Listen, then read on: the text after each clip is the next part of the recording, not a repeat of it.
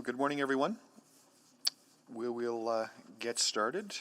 I will now call the November 8th, 2021 Community and Public Services Committee meeting to order. And we will start with a roll call of committee members. Councillor Jans. Here, can you hear me? We can, thank you. Councillor Tang. Here. Councillor Wright. Here. And Mayor Sohi, I see, has joined us as well. I'm here. Thank you. Good morning, everyone. We're also joined by Councillor Knack. Good morning. Councillor Principe. Good morning. Councillor Rutherford. Morning. And Councillor Rice. Good morning. And online, Councillor Paquette. Good morning. Councillor Stevenson. Hello. Good morning. Councillor Salvador. Good morning. And I think that's it. So thank you, everyone, for joining. Oh, pardon me. Councillor Hamilton is with us as well. So I will first of all start with a land acknowledgement. And at this time, I'd like to acknowledge that we meet on the traditional land of Treaty 6 territory and acknowledge the diverse Indigenous peoples whose ancestors' footsteps have marked this territory for centuries, including the Cree, Dene, Saulteaux, Blackfoot, Nakota Sioux, as well as Métis and Inuit, and now settlers from around the world. So with roll call complete, I will ask for a motion to adopt the agenda. So moved. Thank you, Councillor Wright. I'm going to encourage everyone right from the beginning to use eScribe, so please log into eScribe and please log into the November 8th meeting.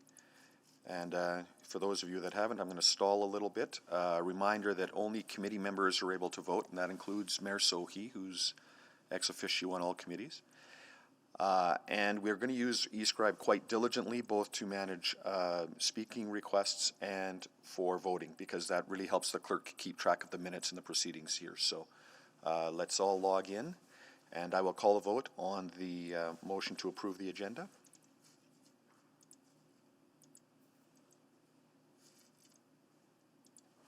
Yes, from me while I log into eScribe. Thank you, you. Councillor Tang. And we're just waiting on Mayor Sohi.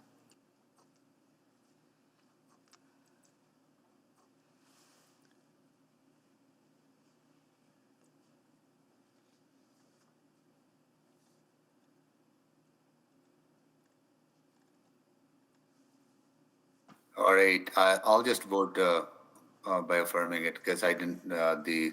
The box did not pop up for voting. Thank you. We have all the votes. Please display the vote. And that is carried. Approval of the minutes of the October 27th Community and Public Services Committee. Take a motion to approve those minutes. So moved. Thank you, Councillor Wright. Please vote.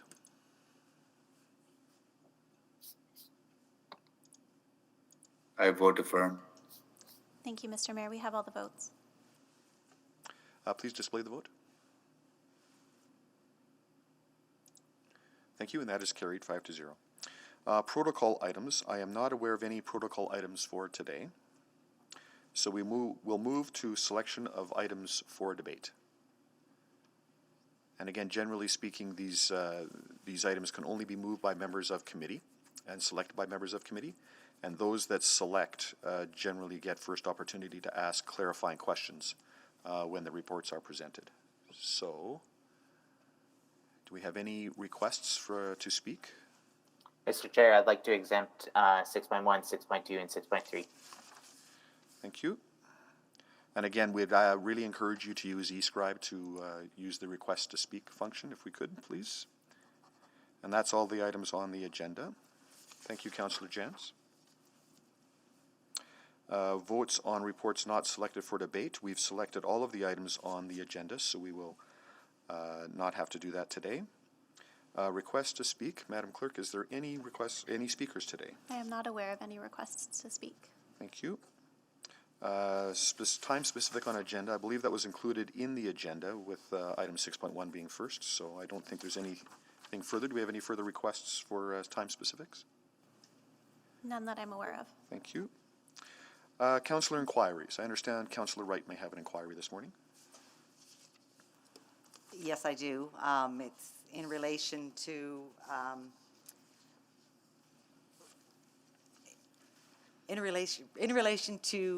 the safety of our neighborhoods, in regards to fireworks. I've been trying to look into this. I understand there was a consolidated,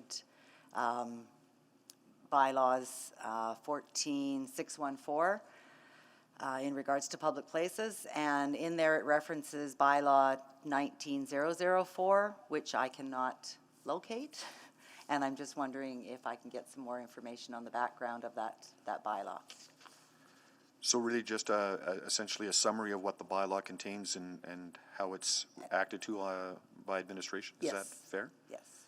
So I'll just look to Mr. Smythe to see if that results in any additional work or if that fits within the bounds of an inquiry as far as administration is concerned. Well, I think that's perfectly reasonable. The only question I would have, is that a response through a council report or through a memo? What's your preference, Councillor Wright? Could you tell me the difference between the two? Well, a memo will come essentially through email to all councillors, and whereas a report will come back to a future councillor committee meeting and be presented and is more formally part of the agenda. Whereas a memo, frankly, I'm not quite sure if that results in a ongoing discussion or where that discussion might take place. Perhaps the clerk can assist in that. A memo would just be would be sent to you for information. It wouldn't come back to council for discussion. So if you'd like any further discussion on this topic, a inquiry would be more appropriate. Or a report would be more appropriate. If you think this is something we were going to want to talk about, then a report would be better. Okay, I would prefer the report, please. Okay. Thank you. So that inquiry is in order then, and administration will prepare that report based on that inquiry. Any other inquiries? Not seeing any and not aware of any. Mr. Chair, I have a point of order. So can we talk for a little bit about scope of what could be included as a councillor inquiry at a committee meeting, or what could be included as a motion? I understand all of us can move inquiries so long as that they do not generate new work if it's easily accessible information. But does an inquiry have to be presented in advance? How vague or the parameters of it? How do we sort of decide? Like, could a topic such as an inquiry? I want to talk about dog parks and neighborhood renewal. Could that be an inquiry, or would it be like is it does a motion have to have a more delineated like budgetary or action outcome? Could it be if you just want the committee to have an open conversation? Could that be moved forward as an inquiry? So to distinguish between inquiries and motions, first of all, inquiries, as we've discussed, are essentially a summary of work already done, whereas motions generate reports and require more work, or require a piece of work to be done. Inquiries can be put forward at committee or at council. It is essentially a rule of thumb and perhaps a modest protocol to forewarn the chair that inquiries are coming, and forewarn administration that inquiries are coming, so that we can properly determine if something is an inquiry or a motion. Motions require notice unless the Assembly agrees unanimously to hear a motion without customary notice. It's important to remember that committees cannot decide things that are council decisions. They can only recommend to council, and some committees are really restricted in the work that they can do. So, for instance, essentially, inquiries should pertain to the work of the committee, more or less, not necessarily stray into things beyond the purview of that particular committee. So when we're at audit committee, we talk about things audit and not things community and public services, and vice versa, as general rules of thumb. Now, frankly, if there's an inquiry to be made and there's information being sought, council has in the past been pretty conciliatory, pretty reasonable about that. But if we can sort of stay within the bounds of the work of the committee, that helps us manage agendas and get through the work of the committee in the day. Otherwise, the debates can really stray into just about any piece of territory. That turns every meeting into an open council meeting, and our agenda management just kind of is completely lost. So as a chair of one of the committees, I'm going to try to pretty narrowly focus our conversations on the reports at hand in the meeting. But in terms of inquiries versus motions, I think that there's fairly liberal movement there. Does that answer your question, Councillor Jan? It's very helpful. Yes, that really helps clarify. One area I had made an ask about some information on an update on Project Tensor about the noise control, and I was wondering if that could be placed on a discussion on an agenda for discussion. The information was shared with all councillors. Right. So we've been in a rolling council meeting last week that ended on Friday, and that was a meeting that had a looser rule, shall we say. That was more of a discussion and a back and forth with administration. And as Mr. Krobold outlined on Friday, administration generally has received those inquiries and those points of discussion, and will be returning with those, generally speaking, to future meetings. So I don't know that a particular inquiry is required on those particular points of discussion from last week. But if you don't see what you're looking for in the next week or two, then you might then make a subsequent inquiry. Okay, excellent. Okay. All right, thank you very much. Thank you. So we'll move on to item 4, requests to be dealt with at a different meeting, and there are none today. Request to schedule reports, there are none. So we'll move to public reports, and that takes us to item 6.1. Mr. Smythe, I'm assuming that there is a presentation from administration? I believe there's representatives from the commission who are going to lead this item. All right, thank you. And who is speaking on behalf of the commission today? I see Chair Ruth. Good morning, Chair. Good morning. The police service should be here, ready to do the presentation. Yes, thank you. This is our semi-annual information report to report non-competitive procurements agreements over $75,000.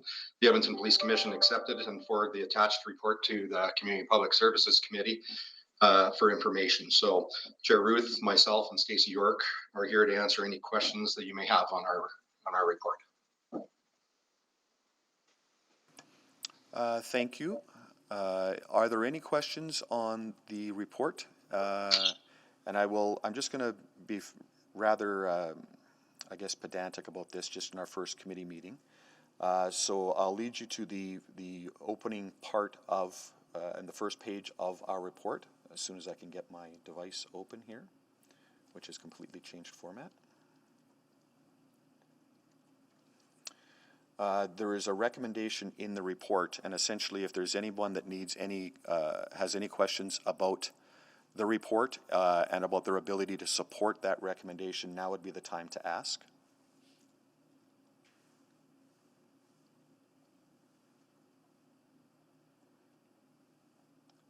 And I'm not seeing any such requests, so can I get a motion? Councillor Cartmel. Yes, sir. I think we're scheduled till noon, right, for this meeting? Yes. And we do have time if there's a way, if a brief explanation could be provided for the benefit of the committee members, what this report is and what the commission is asking. A brief presentation. Fair enough. Okay. Well, we just did have the clarifying comments from the representatives of the police service. Were you able to hear that, Mayor Sohi? No, I missed it. So if could that be repeated? Sorry. Would you like me to repeat that, sir? Yeah, please. Yeah. Okay, so this is our semi-annual information report to report non-competitive procurements over $75,000. The Edmonton Police Commission accepted and forwarded the attached report to the Community and Public Services Committee for information. So we're here to answer any questions that you may have on this report. Okay, good. So I can supplement a little bit there, Mayor Sohi. Please. So essentially, twice a year, the Police Commission is going to come forward with a report to Community and Public Services Committee that will summarize any sole source and, there's two phrases here, forgive me, essentially any contracts that were awarded in a non-competitive nature. In other words, that there wasn't a number of competing firms and organizations to receive that work, and there's general reasons for that. It might be that there's only one organization or company that's able to provide the service that the police commission is looking for. It could be that there's been ongoing work with a particular organization or party that there is benefit to returning that relationship, and there's no other party that's capable of making that relationship or continuing that and fulfilling those operations or services. And so those are summarized in the attachment to the report. Got it. So Thank you for that. My pleasure. And so just as a reminder, the recommendation in this report is that this information is received, simply received. There would be no further action taken. If a member of committee was to move that this report be received for information, that would effectively be the end of the conversation. If there's, through debate and dialogue, a need for further action, then that will come through with a replacement motion that would have subsequent actions to it, if that's something that anybody on committee desires. So I do see we have some questions now, so I will go to Councillor Wright, and just a reminder, I will go to committee members first and then other members of council. Councillor Wright. Thank you, Councillor Cartmel. I just have some questions. In the report, it indicates that it was submitted under the pre-August 30, 2021 version. So I've gone to the version since the more recent version of August 2021, and I see that the procurement process has now been, the limit there has now been pushed up to 250,000, and the settlements of insured claims have been pushed up to $1 million. I'm just wondering, is there any additional procurement contracts that would fall in the $75,000 to $250,000 range? No, these are the ones that are listed on the attachment are the ones that fall into that range. We know that the city administration bylaw was changed, I believe it was August, September. And moving forward, we will present this report on an annual basis. Okay, so this is our last semi-annual basis of this report, but moving forward, we'll present it to CPSC on an annual basis in line with the amendments to the bylaw. Okay, and what about as far as, how is the reporting, I'm sorry, of the settlement of insured claims? Would that have been included on this report as well? Yes, and we have none. So at the end of that report, it indicates settlements of insured claims that there is none. Are you anticipating any falling in the range of the $500,000 to $1 million? You know what, to be quite honest, over the number of years that I've done this report, I maybe saw one several years back, but that was it. Okay.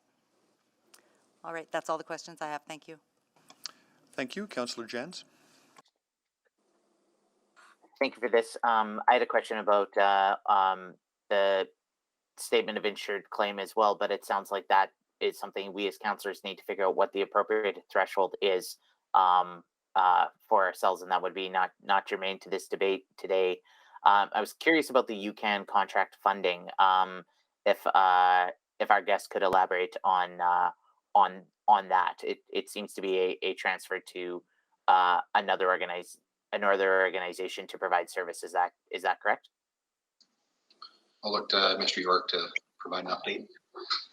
Yes, the UCAN program is a federal program, and the funding, I believe, came from the province. I would have to speak with the subject matter expert to confirm that, but I believe that's how it came about. Does that answer your question, or? So if I'm to understand it, then the police kind of played a banker role in that. EPS would divert the funding. They received it from the province and they diverted it out to a service. Correct. Yeah, okay. Correct. Does the city of Edmonton also fund UCAN, or does the province of Alberta fund them? I'm unsure of that. I would have to check with subject matter expert to find out. So I don't know if there's anyone from the city side that can answer that for us. I'm not sure. Yeah, I don't believe we have details on that at all, but we can certainly get back to the Councillor Jans. Right. I'm curious about the overhaul for the Airbus helicopters as well too. If there could be an elaboration on that. How many helicopters do we have? How frequently do we need to overhaul them? What are some of the other costs?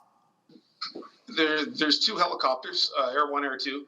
The parts, and this was actually, I believe, for Air One, the older helicopter that's will be going out of the system anyway. Those parts need to be repaired by Airbus because they're the official overhaul facility to keep the aircraft certified. So again, does that answer your question? Yeah, and I see Chair Ruth also raised her hand. Yes, the service properly answered that question. We are required by various legislations to keep the helicopter serviceable. And so we have to abide by that schedule that is issued by the helicopter company. So we do so. Going back to the UCAN, just for further clarification, the funding was for 2 social workers. Excellent. So we are required by legislation to have serviceable helicopters. That makes complete sense. If we're going to have them, let's make sure they can complete the miracle of flight. But is it a requirement that we must have helicopters in legislation? You broke up. Was your question that is there a requirement that we have helicopters? Yes. There's no requirement that the service has a helicopter, but we have had a helicopter for a good number of years, and we also have some reports that we can provide to you that actually show how they have saved money and can also protect lives, because you can see from the air, for instance, a flight situation that you can't see from the ground, and they can properly tell the officers on the ground the best place to safely bring this to a conclusion or not bring it to a conclusion. There's a number of things that we can do from the air that you simply cannot do from the ground in a safe manner. We also have an EPS airplane as well, yes? I don't know if we have it yet, but yes, we are getting a fixed wing, yes. It's for a different purpose. Oh, I thought previously there was does EPS not have a hangar at the airport and additional air service too? The EPS works out of Villeneuve Airport, not the Edmonton International Airport.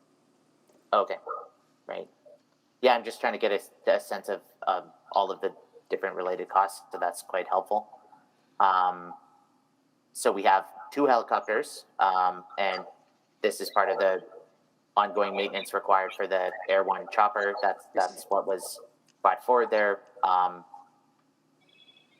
And as for the other tools, there is a plane coming,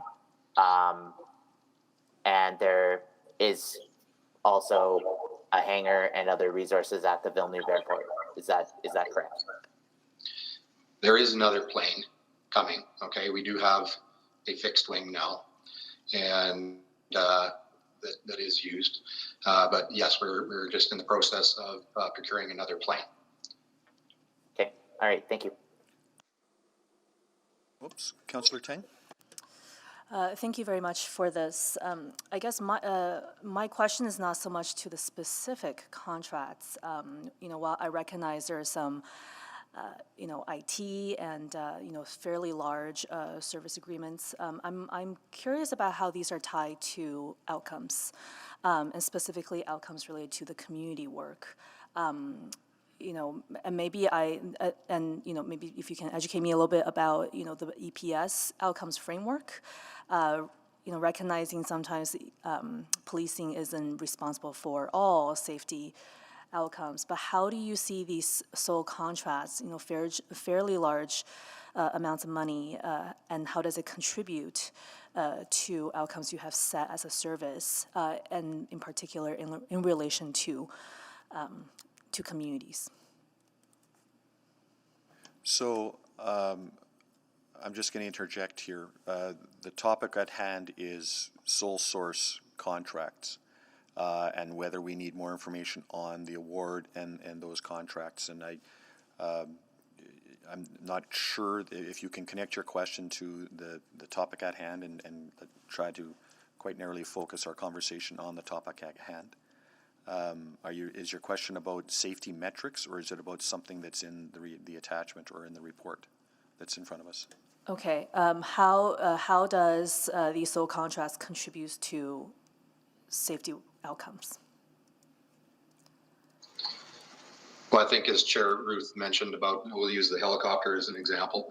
I mean, for the safety and of the public and so forth, stuff like the helicopter eliminates a lot of high-speed chases because the helicopter can track the vehicles and direct the members on the ground exactly where to go, or when the vehicle has stopped running or has parked somewhere, they can direct the members where to go. So that's what I'm seeing is the answer to your question. I'm hoping is that satisfactory as an example. Can you give me another example related to the TELUS one?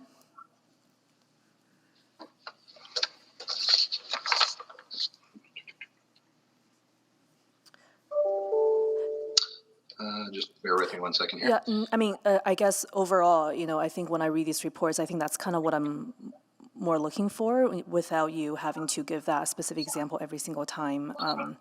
I guess just in the future, for receive for information, I just like to see how they're tied to well-being and safety outcomes. Okay. We'll make note of that to tie that in.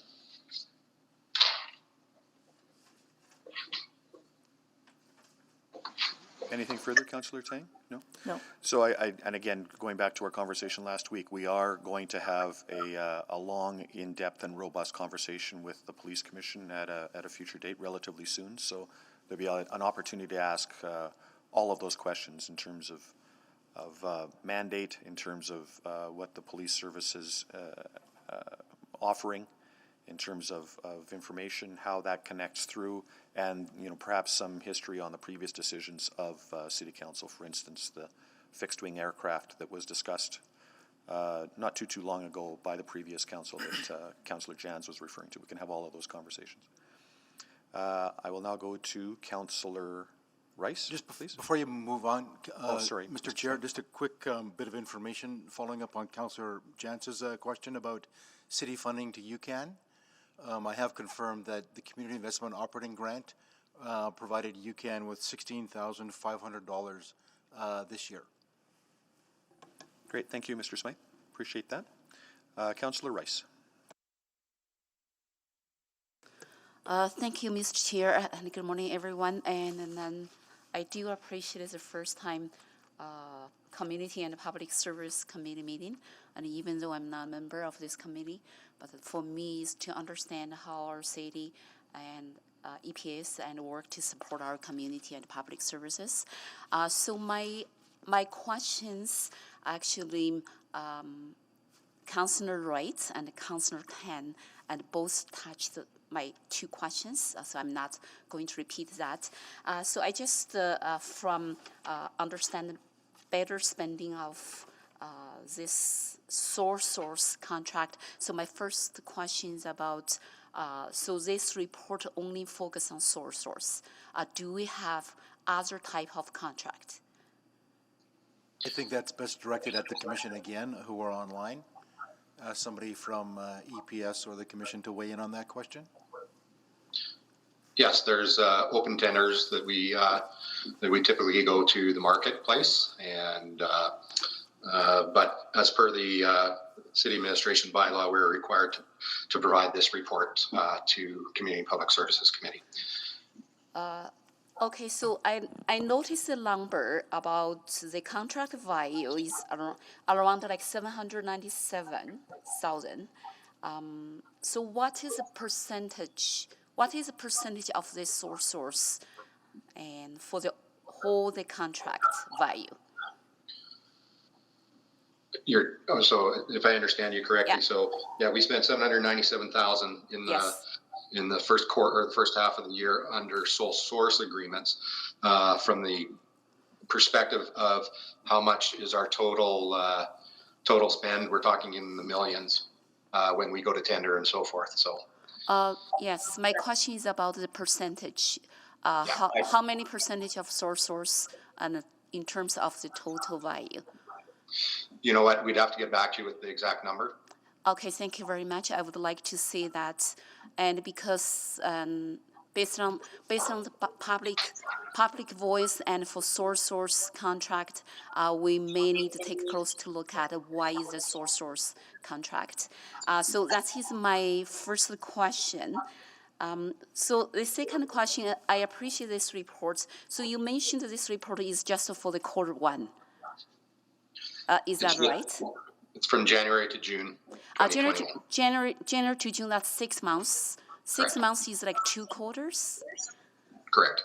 Okay, so that is 2 quarters, is not only for quarter one. And so if that is the case, what is the purpose and for this report? I understand it's just for the information. So what we would like to get from this report. So we want to look at the progress of the project, and we would like to, so what is the specific purpose for this information report? We're just aligning the commission and the police services aligning with what is written in the city administration bylaw. Okay, thank you. That's for me, and so I'm still, because I'm still new, I try to ask question and understand, and then to support this committee and to support our EPS and the city better.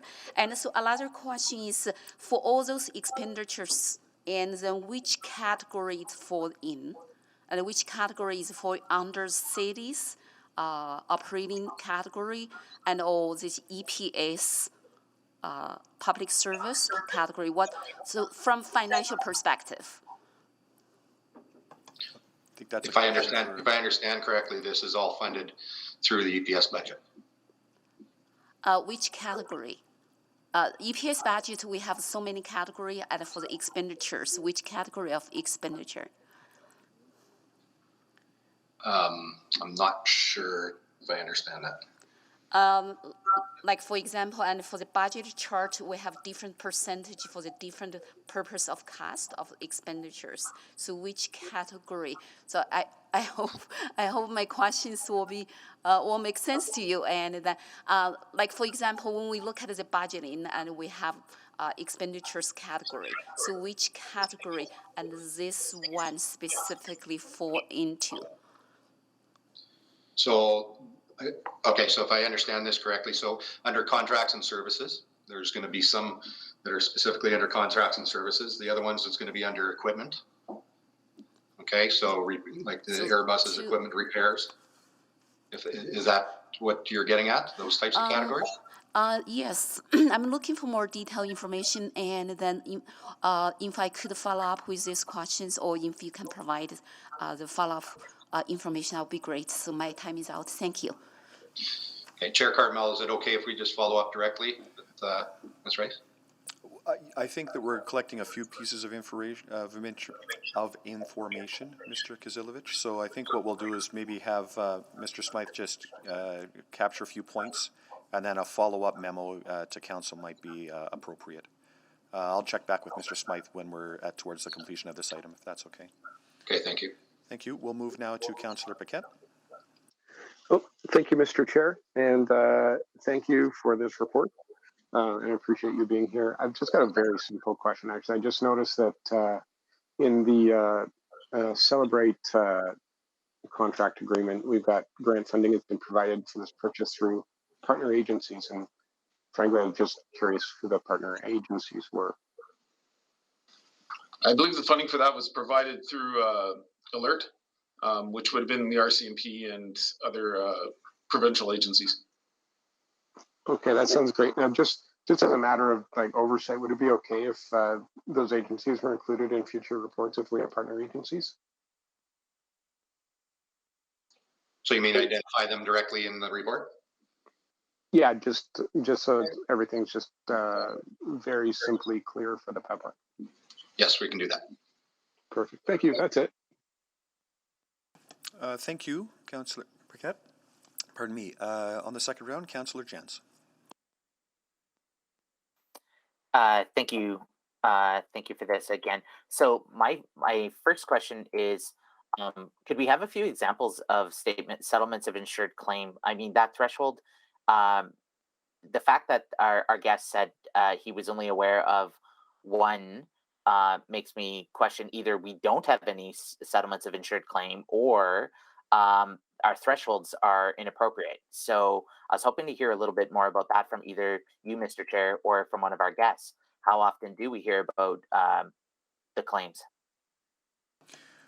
Well, I guess I'd first offer, and perhaps Mr. Smythe and Mr. Kisilovich can also comment, but you know, insurance claims can be of a somewhat sensitive nature, and there is often some confidential details that go into some of those discussions. So that might be, you know, part of a discussion that might happen at a future date. I believe what was said though was that there's only been one insurance claim settlement over that threshold of I think it was 250,000 or 500,000. So I'll move to those individuals to offer further comment. Mr. Smythe. Yeah, I think you're exactly right, Mr. Chair, in terms of the confidentiality, but we can certainly work with our insurance folks on the city side of the house to provide some information in that regard. And I do think we have to keep our lanes clear between the commission and the city administration. I think that input back from, you know, in terms of any kind of follow-up from this meeting back to city council would come through Edmonton Police operations and then up through their commission over to council. And I can understand that the confidential nature would be redacted, or it would say settlement number 12021-7 or something, and it would have an amount or something. But the fact that there's not even amounts there, it doesn't feel like we're fulfilling the intent of the bylaw. Well, and I would again point out what Mr. Smythe is saying here is that the police service reports first to the police commission, and it is with the police commission that they ensure that you know, all of the correct actions are taken, and that the budget that is given to the police commission to manage and to govern is being used appropriately by the service. That is where that responsibility tie lies. So if there's further questions around that, that would be more appropriately discussed at a meeting between council and the commission. Am I misreading this, though? There is a requirement, though, to then report to council. Yes? Above a certain threshold, yes. But only amounts in terms of like, effectively, this comes from previous discussion with council to provide some transparency on when dollars go to a particular party without a competitive process, this is where those dollars are going. Okay. All right. Yeah. Thank you for helping clarify that. My second question, I mean, it does feel that well, I have a couple, but maybe I'll go over here. I noticed that it says that the Airbus overhaul was urgent, and I was hoping to get a little bit more information there about the urgency. Go to the service to answer that. Yeah, the urgency I have to check on with flight ops to confirm, but I would suspect it had to do with hours on the parts, because most of the aircraft parts reach a certain number of hours and they have to be overhauled to maintain compliance. So I would suspect that's what it is, but I could check with the flight ops to make sure. Okay, and then a final question. So with regard to the UCAN funding, it does feel that, at least to me reading this, that this may feel like scope creep, where the police need to be doing the police work, and if we're paying for social workers, that should be something that is either through the city or accountable to the city or accountable to another group. I'm worried that the police funding a third-party agency to provide social workers for an area of youth. I'm trying to find the wording here. I believe it said high-risk youth. That again feels. Oh yeah, that again, yeah. Better address and intervene with high-risk youth. That again feels like taking a policing lens to a non-police area of work. So again, Councillor Jans, this the Police Commission is responding to previous conversations and direction from previous councils, and the police service is executing on the direction that the commission is giving them. So if we want to talk about the direction and talk about the strategies and tactics that the police commission has employed, that is a different conversation than this listing of dollars spent. And again, there's the opportunity to have that conversation in the coming weeks. So this is merely a reporting of expenditures, not a discussion on the validity of said expenditures.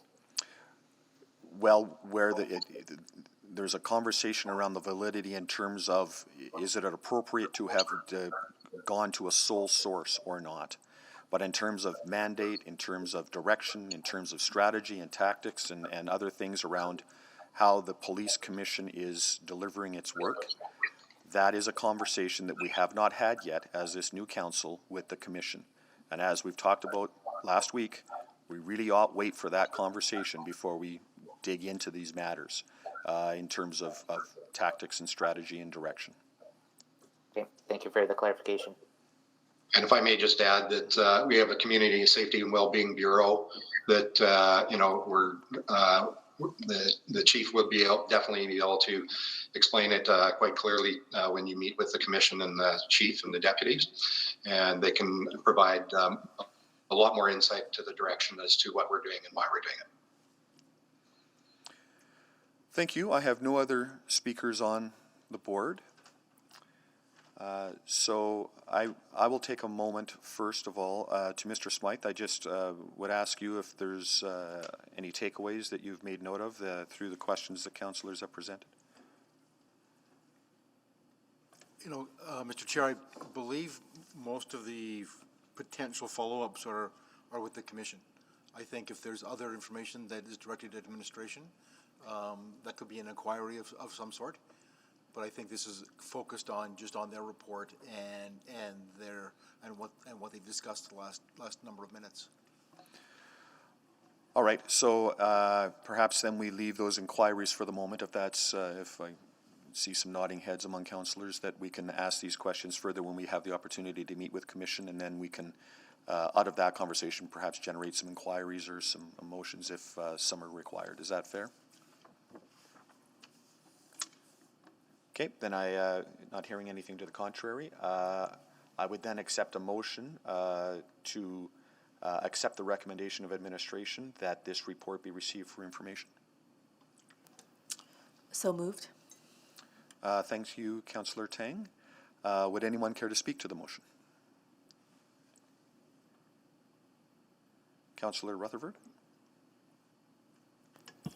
Do I have to, is there other committee members that want to speak first? Or okay. I didn't see any click on, so. Okay. Yep. So I just want to say that I'm in support of accepting this for information. I think the information presented was well laid out, and it makes good sense as to why, the justification for the sole source in terms of especially like unique skills, be it IS, or the specific retrofits for the helicopter, all of those kind of things. So I just wanted to voice that I thought it was a very sound report. It made good sense, and it, to me, showed good fiscal management in terms of the rationale for why the sole source happened. So thank you. Thank you. Anyone else speaking to the motion? I will just offer a further comment, and again, I'm receiving this advice just through text from the clerk, but essentially the city administration bylaw that police chief must at least once annually report to standing committee all procurement agreements arising from non-competitive procurement processes where the value of agreement exceeds $250,000, and that's I believe the current reading of the bylaw. So that is what is generating this report in this conversation. So with that, I will call the vote on the motion to receive this report for information.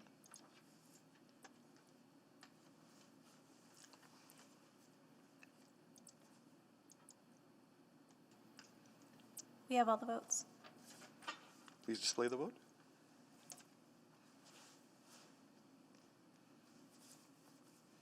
And that is carried 5-0. That will then take us to item 6.2, the 2021 Anti-Racism Grant Program recommendations. Again, Mr. Smythe, I'm assuming there's a presentation to be offered. Thank you, Mr. Chair. We do have a very short verbal presentation, but I'd like to start by introducing our delegation this morning. On my left, your right, Shalini Sinha. Shalini is the chair of City Council's Anti-Racism Advisory Committee. And going down the row, we have, or on my far left, your far right, Jackie Ford is our branch manager of social development. And between Shalini and Jackie is Mike Chow. Mike is Jackie's Director of Social Identity and Social Inclusion. So we are here today to present the 2021 Anti-Racism Grant Program recommendations. Just by way of a bit of background and context, in the fall of 2019, City Council established our city's Anti-Racism Advisory Committee and approved $300,000 to support the creation of an anti-racism grant program, which the committee would be mandated to allocate to community. Administration worked with members of the Anti-Racism Advisory Committee to develop the grant program, which launched in June of this year. Committee members reviewed the applications submitted to the program. The committee chair is here to present to you today their award recommendations for committee and council's review and eventual approval. I'll now hand the short presentation over to Ms. Sinha, chair of the committee, who was also part of the grant review panel. Thank you, Mr. Smythe. Good morning, Mr. Chair, members of the Community and Public Services Committee, His Honor our Mayor Amarjit Sohi, and other members of City Council who are here in attendance. We are excited to present to you the inaugural round of Edmonton's first anti-racism grant award recommendations. The grants represent a milestone for the City of Edmonton in the journey of anti-racism work. From the early days of Racism-Free Edmonton, which was mainly an awareness initiative, to the creation of our committee, and then the previous City Council's dedicating real financial resources to support community-based anti-racism efforts, I believe we are living in a truly transformative time. The process to create the program, accept applications, review them, and then present these recommendations to you today was undertaken with great thoughtfulness and was an incredible learning experience for the volunteers who were involved. I think it helps to fulfill the city's commitments to civic engagement and participation, and at the same time, I would like to acknowledge that administration worked with the Anti-Racism Advisory Committee in an anti-oppressive and systems theory approach to ensure the input of the Anti-Racism Advisory Committee was baked into the DNA of the grant program at every step. At the same time, there was a balancing of the needs of the previous policy and procedures of existing city grant programs into the new one that we created. The grant program fulfills the desire of the previous City Council to begin the journey of supporting and creating a community of anti-racism in Edmonton. Today, our recommendations is an example of one of those small steps which we are hopeful will continue to serve the many communities which make up Edmonton in our future. And as the chair indicated, the administration worked hand in glove with the committee, and we certainly are supportive of the committee's recommendations. With that, Mr. Chair, we can go to questions. Thank you. Councillor Jantz? Thank you. I'm a huge supporter of the arts and work like this. I think it can be transformative in our communities, and it's absolutely essential. My question maybe for the chair or for administration is it premature for us to be, as a new council now, making an approval of this nature before, not saying that this isn't a worthy expenditure, but before we have a greater conversation about our budget needs, our budget priority, and our budget challenges? It just feels that this maybe should be tabled to a later time, allowing us to have conversations about how we really want to realize the goals and the vision going forward for Safer for All. I feel it's when you see that there's 52 people apply, there's obviously great interest in this, but when we think about what most needs doing in the work of council, where does this rank against some other interventions like helping Edmontonians who are we're dealing with the unhoused, we're dealing with a crisis in opioid poisoning, we're dealing with so many other literally life and death challenges. How does this nest in all of our budget priorities? Just because the last council allocated the funding, I'm not prepared to, in isolation, without seeing how many other grants and everything else that we do, make a recommendation today, although very worthy this recommendation is. I want to stress that. I think our strong recommendation, Councillor, would proceed on the path that we've outlined in the report and have that bigger conversation as we get into the budget. These wheels were obviously set in motion, you're right, by the previous council, but we believe getting some of these funds into community sort of as quickly as we can would be the optimal way. And then, as I said, there is a bigger conversation and more strategic reports coming back to council where those bigger questions certainly can be addressed. But we believe, I think, getting this money into community, into the organizations that applied, would be the right thing to go. Let me pass over the chair. Thank you very much. Thank you, Councillor, for your question. It's an excellent question, and I'm delighted to speak to it. The question is it premature? And to that, I'd like to suggest the idea that this is already fulfilling work and a decision from Council that was prior to the task force on community safety and wellness. So the allocation for budget was already there. And I think it's valuable to ask this Council to follow through on that work and to keep that continuity there. But I'd really like to stress this point, that it is very important not to pit one level of anti-racist action against another. And so the Community Safety and Wellbeing Report and the task force's work is incredibly valuable and focused in that area. And around that, the Anti-Racism Advisory Committee has always existed and has worked together.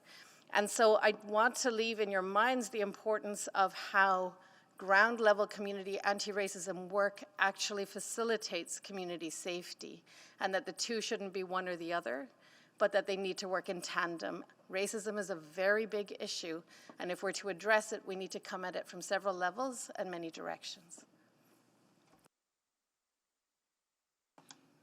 Thank you. I appreciate that. I'm curious to what extent this work will have oversight or will be scrutinized by the city, or when the grant is approved, it is approved and it is out the door. We won't be, like, I'm thinking if one organization did something edgy around, say, police brutality that caused discomfort with other partners in the community, would that be would it have even been disqualified to get to this point? If I can speak to that again, excellent question. Thank you for raising it.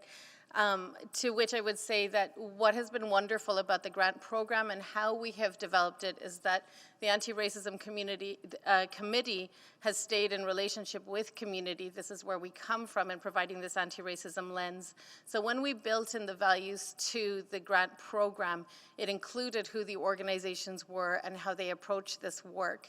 And so I would feel very confident in this recommendation that there wouldn't be any organizations that are supported and funded through this who essentially are ones who are working against our communities. And it's because of that bridging together of community participation into our process that I feel confident about that. I'm out of time. I'll have to save it for a second round. Thank you. Councillor Wright. Thank you. I do appreciate the cross-section of organizations that have that you're recommending for the grants. I'm just wondering, to me, one way to deal with the racism is to educate and inform the public. And do any of these grant recipients do that in their projects? Thank you, Councillor Wright. If I can speak to that, you know, one of the things that we learned when we were going through reviewing is where some organizations in the community are at in terms of their understanding of multiculturalism and where some are at in terms of their understanding of anti-racism. And within an understanding of anti-racism is embedded the requirement to bring in education and action that can challenge a structure at a systemic level. And so all of the projects that we are supporting embed that value into it, that they are bringing education and a higher understanding of what's happening in building relationships, in addition to other things that they're doing, which might be sharing the voice of what the experience of racism has been at. And that was one of the key things that defined what we're recommending and what we didn't recommend, in that some projects came forward to us that were looking to voice the experience of racism, but didn't quite yet have the piece of the education and the strategy, and so we didn't recommend them. But we were very mindful of this, and one of the next initiatives from the funding subcommittee through the Anti-Racism Advisory Committee is to bring more of this knowledge into community, so that community can have a much clearer understanding of what is anti-racism, different from multiculturalism, and we expect from this work that we will have many more projects next time at a much higher quality, and that anti-racism work will be happening in the fabric of the community of Edmonton.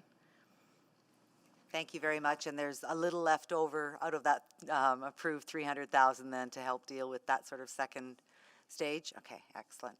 I'm just going to see my notes, what if I had anything else.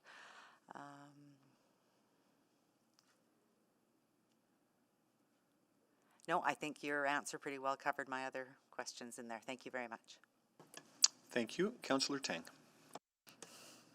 Excellent presentation. Thank you so much. I'll start with a bit of the dollar value. As a few councillors have pointed out, there's a roughly 87,000 left. Can you just remind me, for this first cycle, what's the timeline, and what happens with the remainder of the budget, recognizing there's administration of the committee and also some special projects? If you can share some thoughts around those special projects, and what happens after?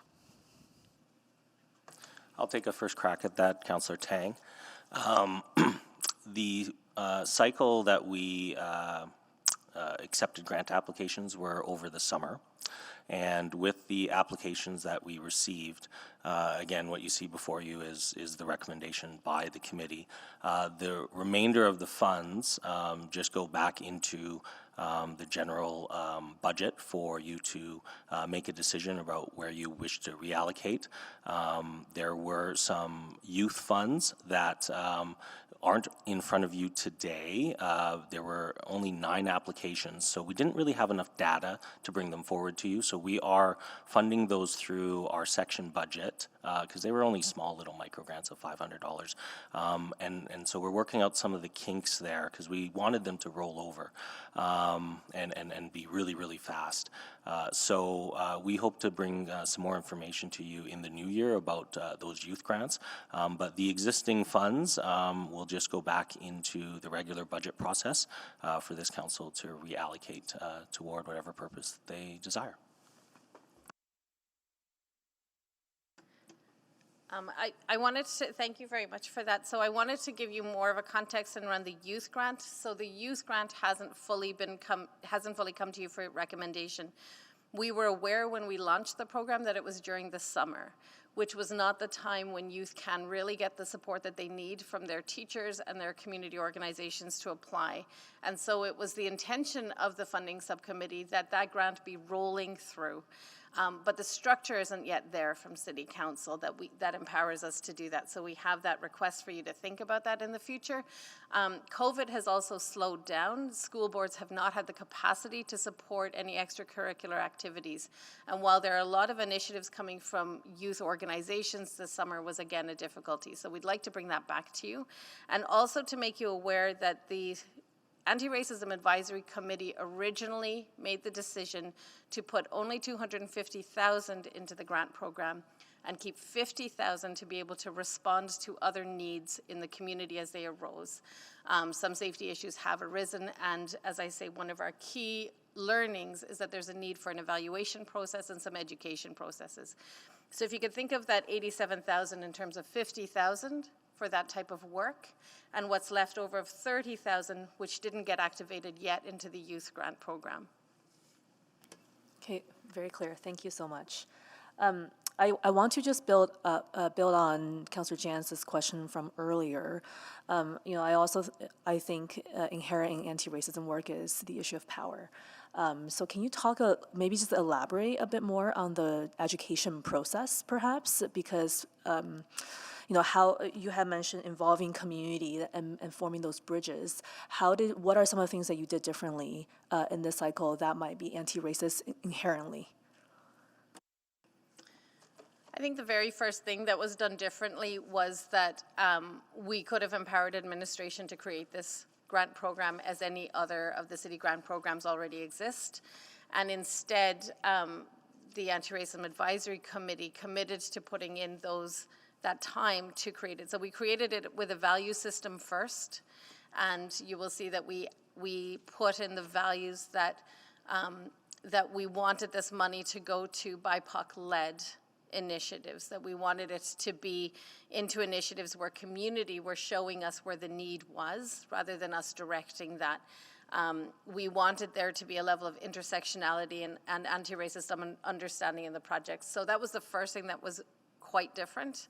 And the second thing that was very different, so the Anti-Racism Advisory Committee, and I think maybe Mike Chow can speak to this, put in quite a number of volunteer hours to build the program from a community-based perspective.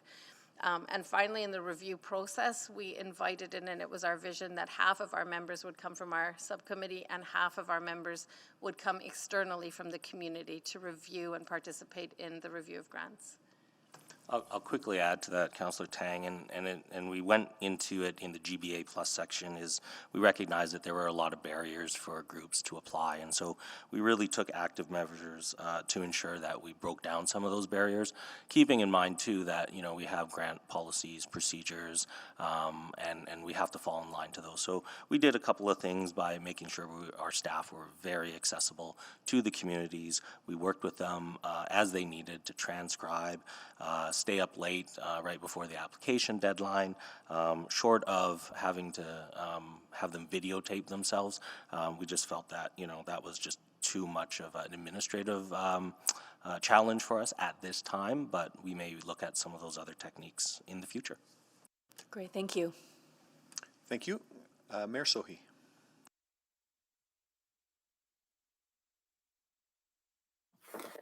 Thank you, Councillor Cartmel. This is the only anti-racism grant funding available to organizations, right? Yep, that is correct. And this is the first time that this money is being allocated to these organizations. That is correct. Okay. Just first of all, thank you to the Anti-Racism Committee for all the work that you're doing. Just want to understand from your perspective, it is good that committee has taken on the responsibility of reviewing these applications and then making the final decisions on those. From a workload perspective, like you're all volunteers, how much work there is to evaluate, and can you sustain that work over the longer term?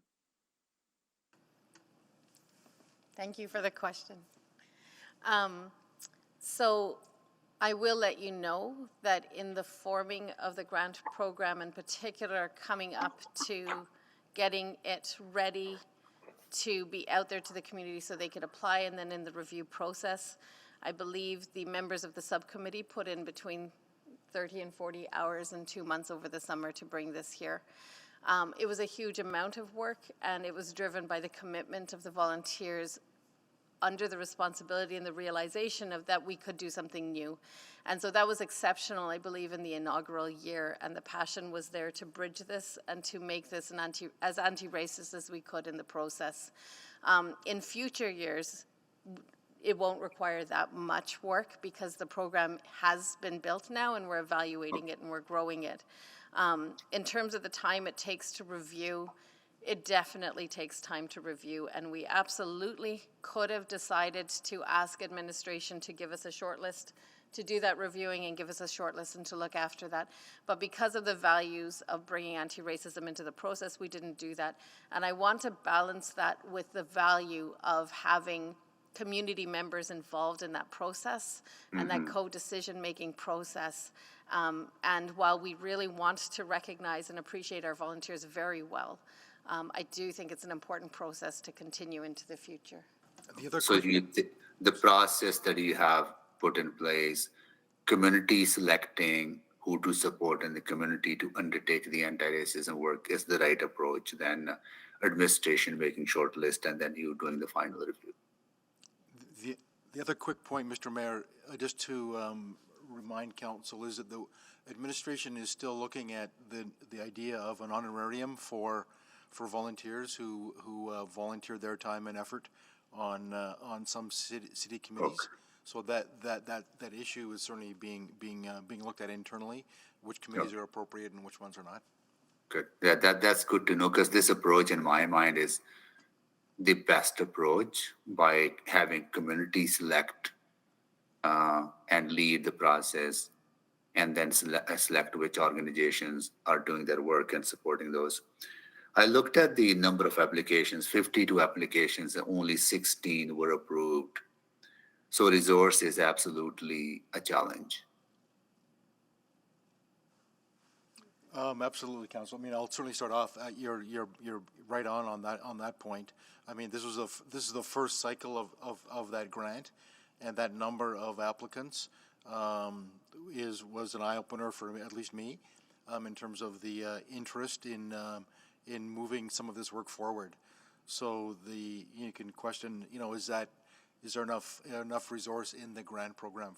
Absolutely. Okay.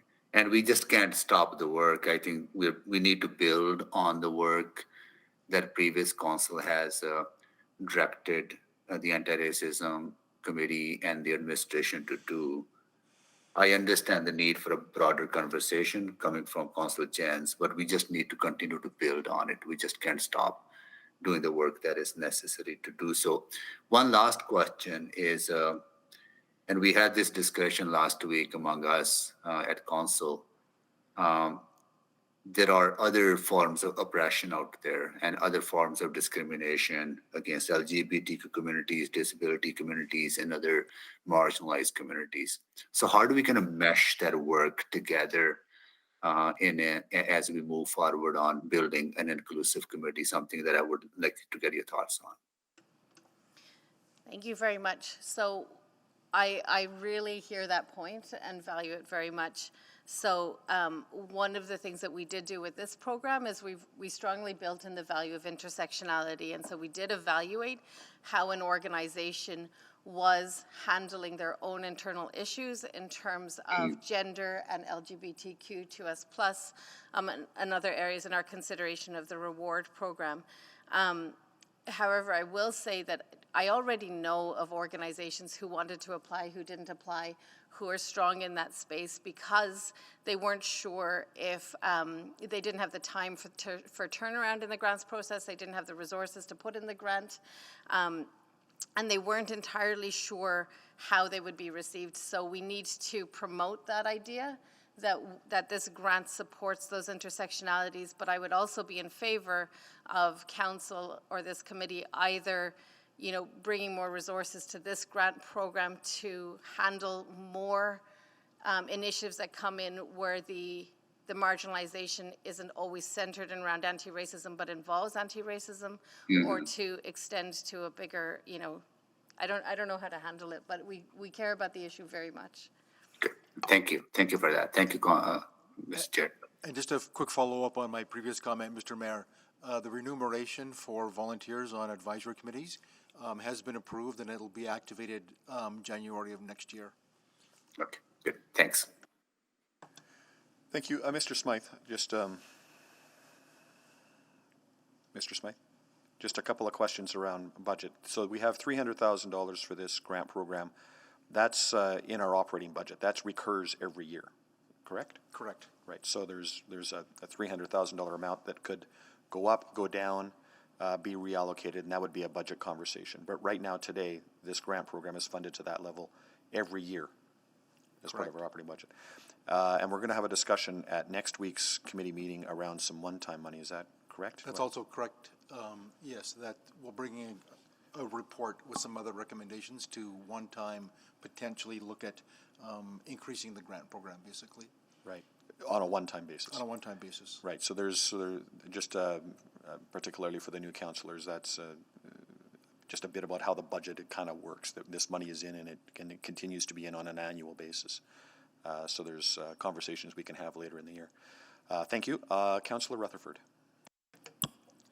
Great. Well, I first want to start with echoing Mr. Mayor's comments about just general appreciation for the Anti-Racism Advisory Committee and the work that you've done. I, as a candidate, did sit in and listen to a few of the committee meetings and also the council presentations on the Safe Believe Us report, and just immensely impressed. I do have a few questions. As I was reading this report, it did come to my mind that there's definitely some systemic barriers. And I love what you said about, and I quoted it as, we were as anti-racist as we could be.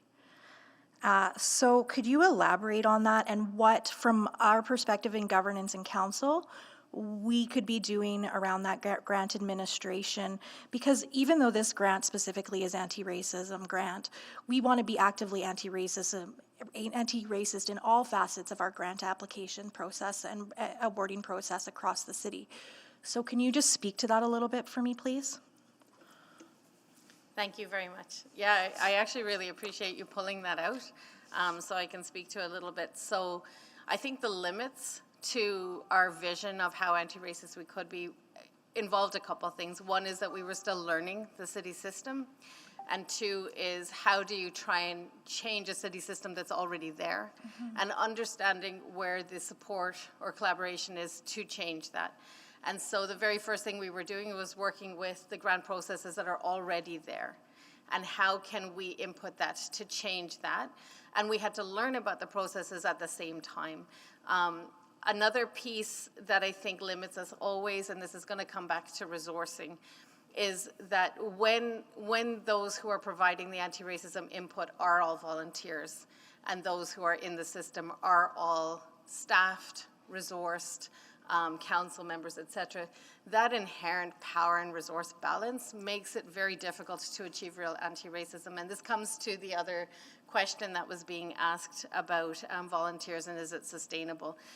I would like to say that I know that the majority of these councillors weren't in place when we were having the conversations with council last year around remuneration, and I believe we got quite far in moving council's minds to understand that need to really think about volunteers in that space. And what we didn't achieve was helping council understand how equal measures for everyone isn't equity. And the very difference between a committee member who has lived experience of racism, experiences all those systemic barriers, and is providing that resource and knowledge and work as a volunteer to a system, versus someone who might be an architect with a lot of resources and support providing design knowledge to a system or other places. So we didn't achieve council understanding the difference of equity. And as for the new honorarium that's coming for committee members, that is for main committee members in a main committee meeting.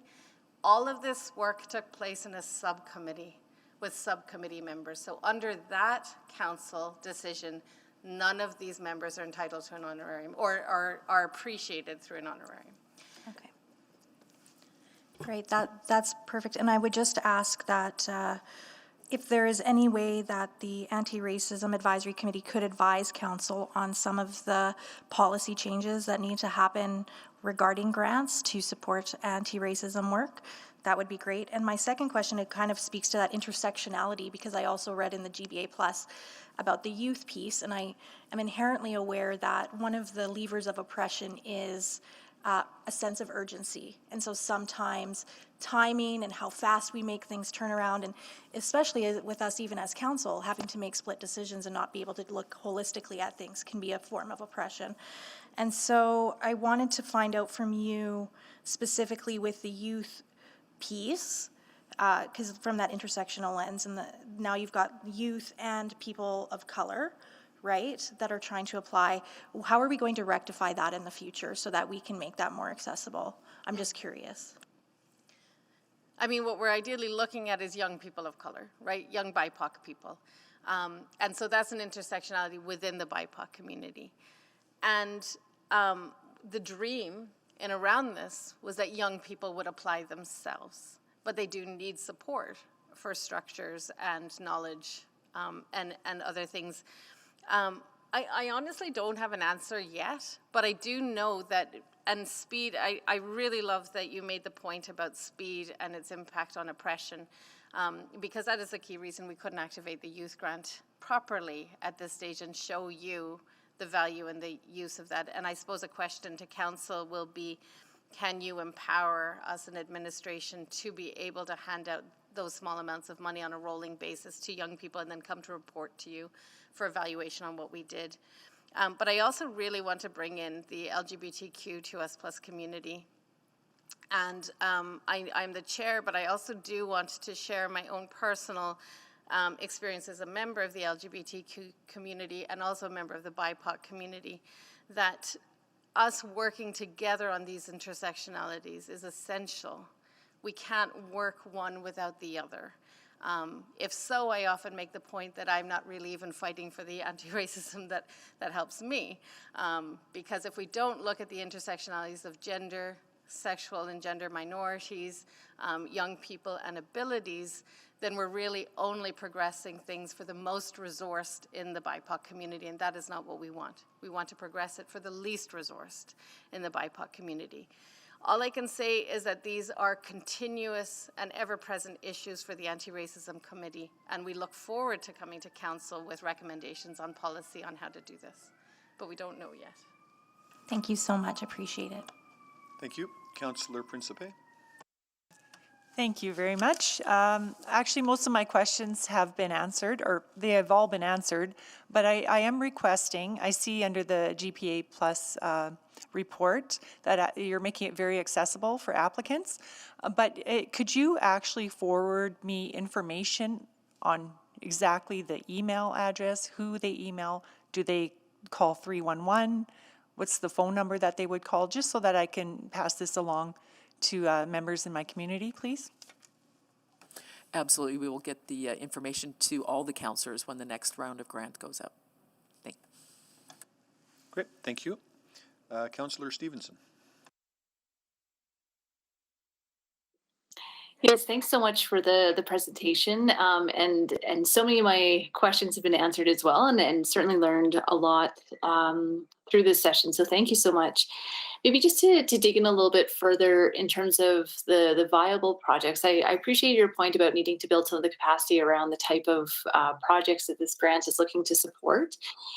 But wondering if, just a sense, as we're looking at allocations for future years, if you had been able to grant every viable project, do you have a ballpark figure of what that might have looked like?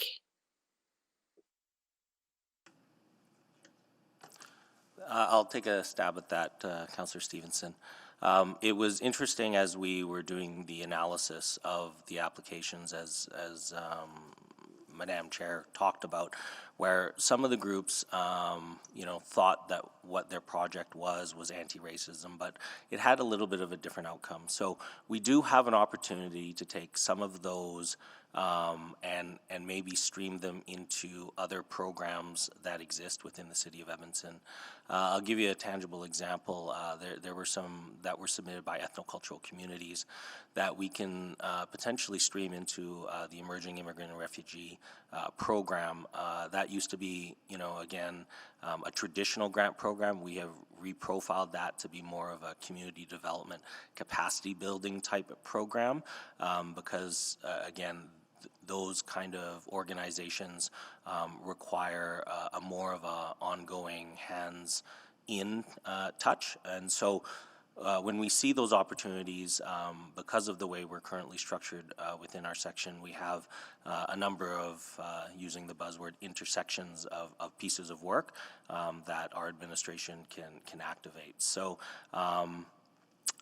But I think it's to Madame Chair's point, we will do a even better job next year with, holding grant workshops, sitting down with the groups before they apply to really build up some capacity for better proposals and working with the groups to be a little bit more refined as they move forward with their proposals.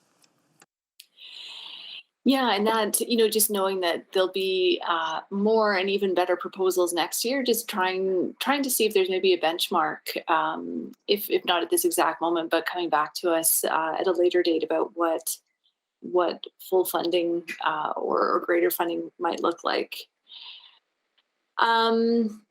Also, just a further question about the grant application process. So I know I've been a grant applicant to the city and faced a number of challenges, even having many privileges that enabled me to overcome those barriers. But just wondering if there's a report or some specific feedback that you're able to provide around how the grant process could be streamlined, or what did work well in this case.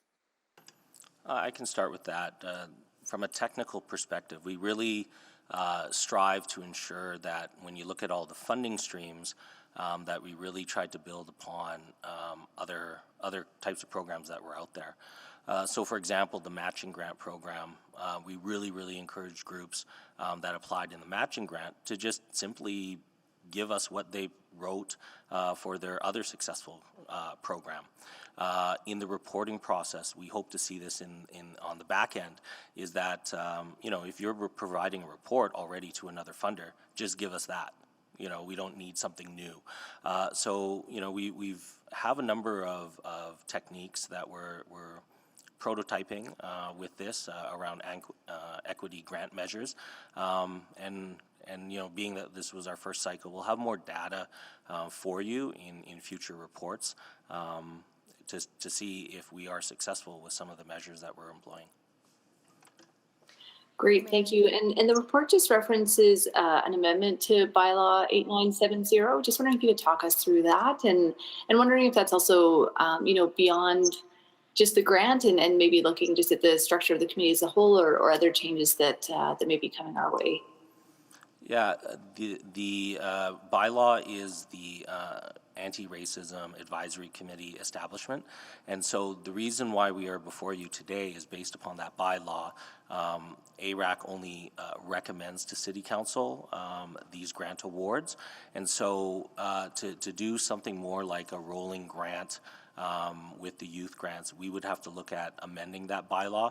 And so we hope to bring to you in the new year some data around what we've learned with some of the grants, the youth grants that we've processed to date, and give you some recommendations around how to amend that bylaw so that we can achieve some of that fast turnaround moving forward in the future.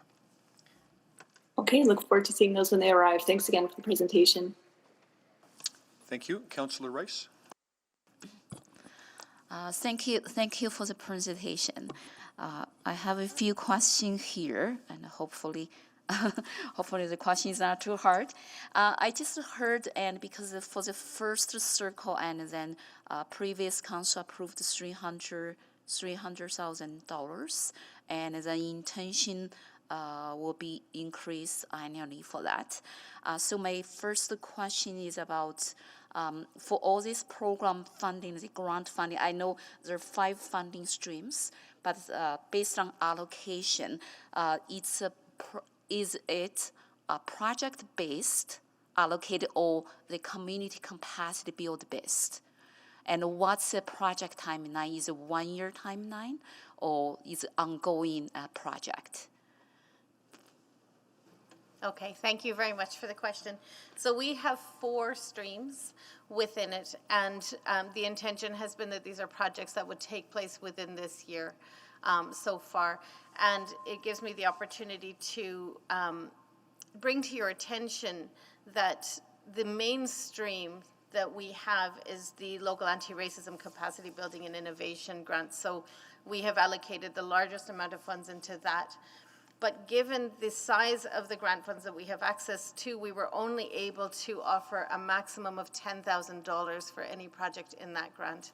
So if you could think about how far $10,000 can go in an anti-racism initiative currently within the restrictions of the budget that we have, that is as big as we could allow community to imagine for a project. So unless they were of the size and capability that they had secured matching grants, they couldn't get access to more funds.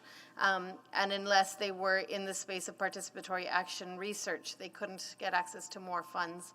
And I think this is a key thing for maybe this committee to think about and for us to keep talking about.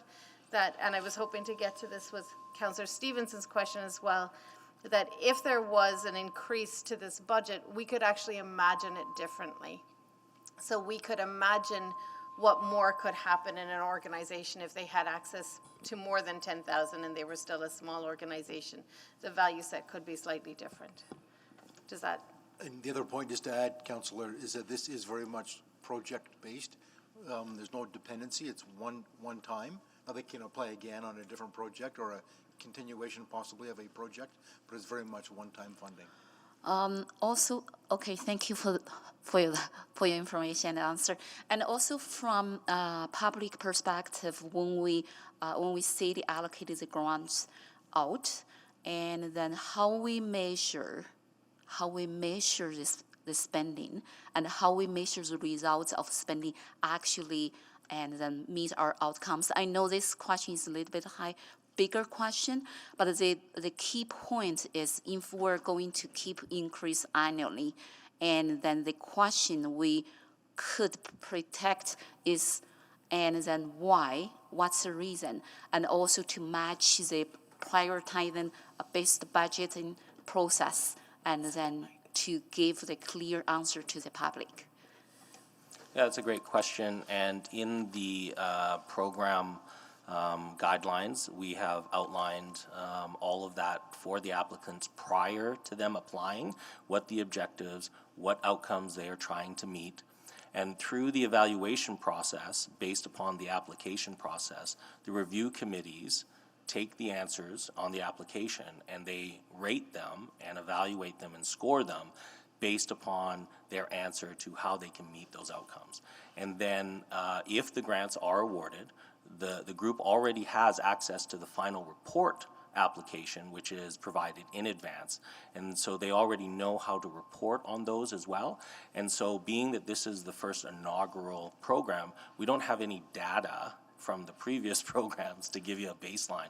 So we hope to build that over time so that when we're here next time, we can definitely give you all of that information based upon the first cycle and subsequent cycles. Okay, thank you for that answer. And as my follow-up question is, do we have standardized reporting and process specific for the data set and we collect? For this program, yes, we will, because again, it's given to them in advance. So we just don't have any data yet. So we'll see what that looks like once we start collecting it and we receive those final reports. So what's the expectation for us to receive is it like quarterly, the first quarter data, or is it like just one report only? I suspect it will be annually based upon the cycle we currently have. So when we come back, let's say this time next year for the awarding of next year's grants, we'll be able to provide some of that information for you, but we just don't have it yet because they haven't reported. Because the budgeting process will start the Q1 of 2022. If that is the case, I think it would be helpful for us to look at the first quarter progress and for the funding for the grant goes out. And by that way, and then we can make the decision on the increase side. So I just said, okay. Councillor Rice, just a couple points. We could look at quarterly. However, we don't want to put an excessive burden on some of these groups because these really are relatively small grants, and these groups are quite. There's some of them are emerging new organizations, so the burden of quarterly reporting may be a lot.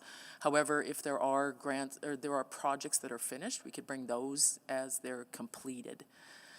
The other, I just wanted to clarify, the $300,000 base budget is not, does not increase every year. Right now, it is $300,000 annually, so there's no annual increase to this particular budget, to this grant program. Yes, that's correct. Right. And we just have like one time and a larger discussion and add on the top of a 300. Yeah, yes. That's correct. all. Thank yes, you. yeah.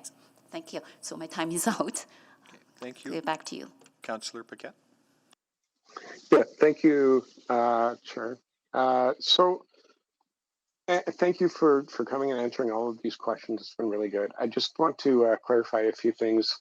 Good questions from Councillor Rice on reporting, but really all that's doing, because the nature of how these things unfold, there isn't really a lot to report. So we're just essentially we would be adding red tape to these organizations and groups, asking to spend a lot of time producing reports that actually can't report anything, because one quarter is probably not enough time to actually generate their project. Is that correct?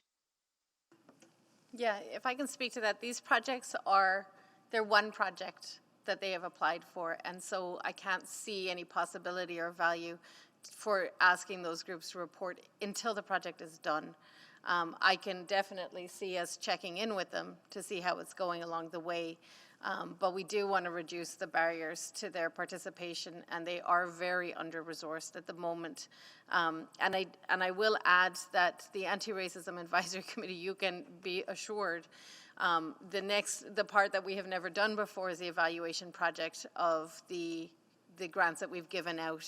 And you know that we will want to think about what that process is and how to make it anti-racist as well. So we need to do that work as well. But I'm happy for us to come back to you. As I say, we'd look to evaluate this first round of the process, not the completion. And I'm happy to come back to you closer to the budget to give you some feedback on what our learnings are. But I don't think we can come back to you with evaluations of the success of what the projects did until they've done them. Yeah, that makes perfect sense. Okay, and so to sort of address some of the other questions, this is a pilot project essentially, and not only that, but it's something that we haven't actually done in the city of Edmonton before. So some of the questions around data are appropriate, but kind of impossible to answer without any projects actually having gone underway. And this is something that we learn over time, just like anything, as we collect data. It becomes more robust and actionable over time, not right out of the gate. Just thoughts on that. Oh, absolutely fair point, Councillor. I mean, this is the first cycle, and every cycle will strengthen and improve our processes and our reporting. And certainly walking that fine line between putting the onus on the groups to report or actually deliver what the project is funded to do. So again, we are going to learn and grow together with the advisory committee, and just like the other grant programs that are administered by the administration, by the Arts Council or Heritage Council or a number of others. I mean, it is we're in those initial stages of learning as we go, and as you are, all of council is very, very, very well aware. This is a very challenging file for our city. And this is just one piece of all of that work. Yeah, and again, addressing some of the other questions that were excellent questions. There is an absolute intersectionality between efforts and cultural groups and capacity and all of these things. This is one component, but it's at this point, as we're starting out on this process, it's hard to say how all of the components will fit seamlessly. And there is going to be a learning process, and that's something we should expect, isn't it? Yes, very much so. And I think evaluation of what we're doing with the Anti-Racism Advisory Committee as an important layer as well is something that we're keen on and to add to that information. So absolutely, thank you. Yeah, thank you. I've got another minute, but I'll just end by saying that I'm really appreciative of the extremely hard work you're doing. Having been sort of on in the arts capacity knowing how difficult it is to put these things together. Thank you very much. And also, one last note, Mr. Chow, I really miss your long hair. And that's about it. Thanks. Thank you. Moving to a second round, Councillor Jans. Thank you. I just wanted to clarify my question from earlier. It would be helpful to know for future in this that we are letting the artists be artists, and that there is no tone policing, for lack of a better term, on the part of the city. I know sometimes that anti-racism work can be deeply uncomfortable for some, that it can be provocative, it can mean a taking away of power or a redistribution of power, and I would hate to see a very valid or provocative or emotional project be turned down because it made or it had the potential to make some folks uncomfortable. I think that is critical, and so I'd be interested in hearing from our guest, just making sure that we are not inadvertently self-censoring as a city. Would that confidence be shared? Thank you, Councillor. I appreciate that question. I particularly appreciate it. I will share with you that when I first became chair of the Anti-Racism Advisory Committee, and when we first gathered and we were the inaugural committee, we were all people with lived experience of racism who came from community, and we needed to find our feet in this new municipal relationship. And it was a journey and it was difficult. And one of the decisions that we made together in defining our culture is that we would always function to let community know that there was high hope and high expectation to be heard as they are. And so in the past, even through with council meetings, etc., we've created a barrier to stop that hurt, where someone comes and expresses what they're going through the way they're going through, and that no one should ever say, it's hard for me to hear that way, or the way you're saying that affects me. So one of the things I feel that we have established and excelled at with the Anti-Racism Advisory Committee is to fight for and create those safe BIPOC spaces. And I suppose that is then something that we provide to City Council and to City, is that we are also ensuring or working to make sure that artists are artists and they can say what they can say. And if the Anti-Racism Advisory Committee is the conduit to which that voice gets then acted on at council, we are definitely not aiming to appease or filter voices. So I love that you brought that up and that that's a priority. And I feel that that is something that we do very well with the Anti-Racism Advisory Committee. Okay, well, thank you very much. And yeah, then I look forward to hearing about the process going forward in all of this.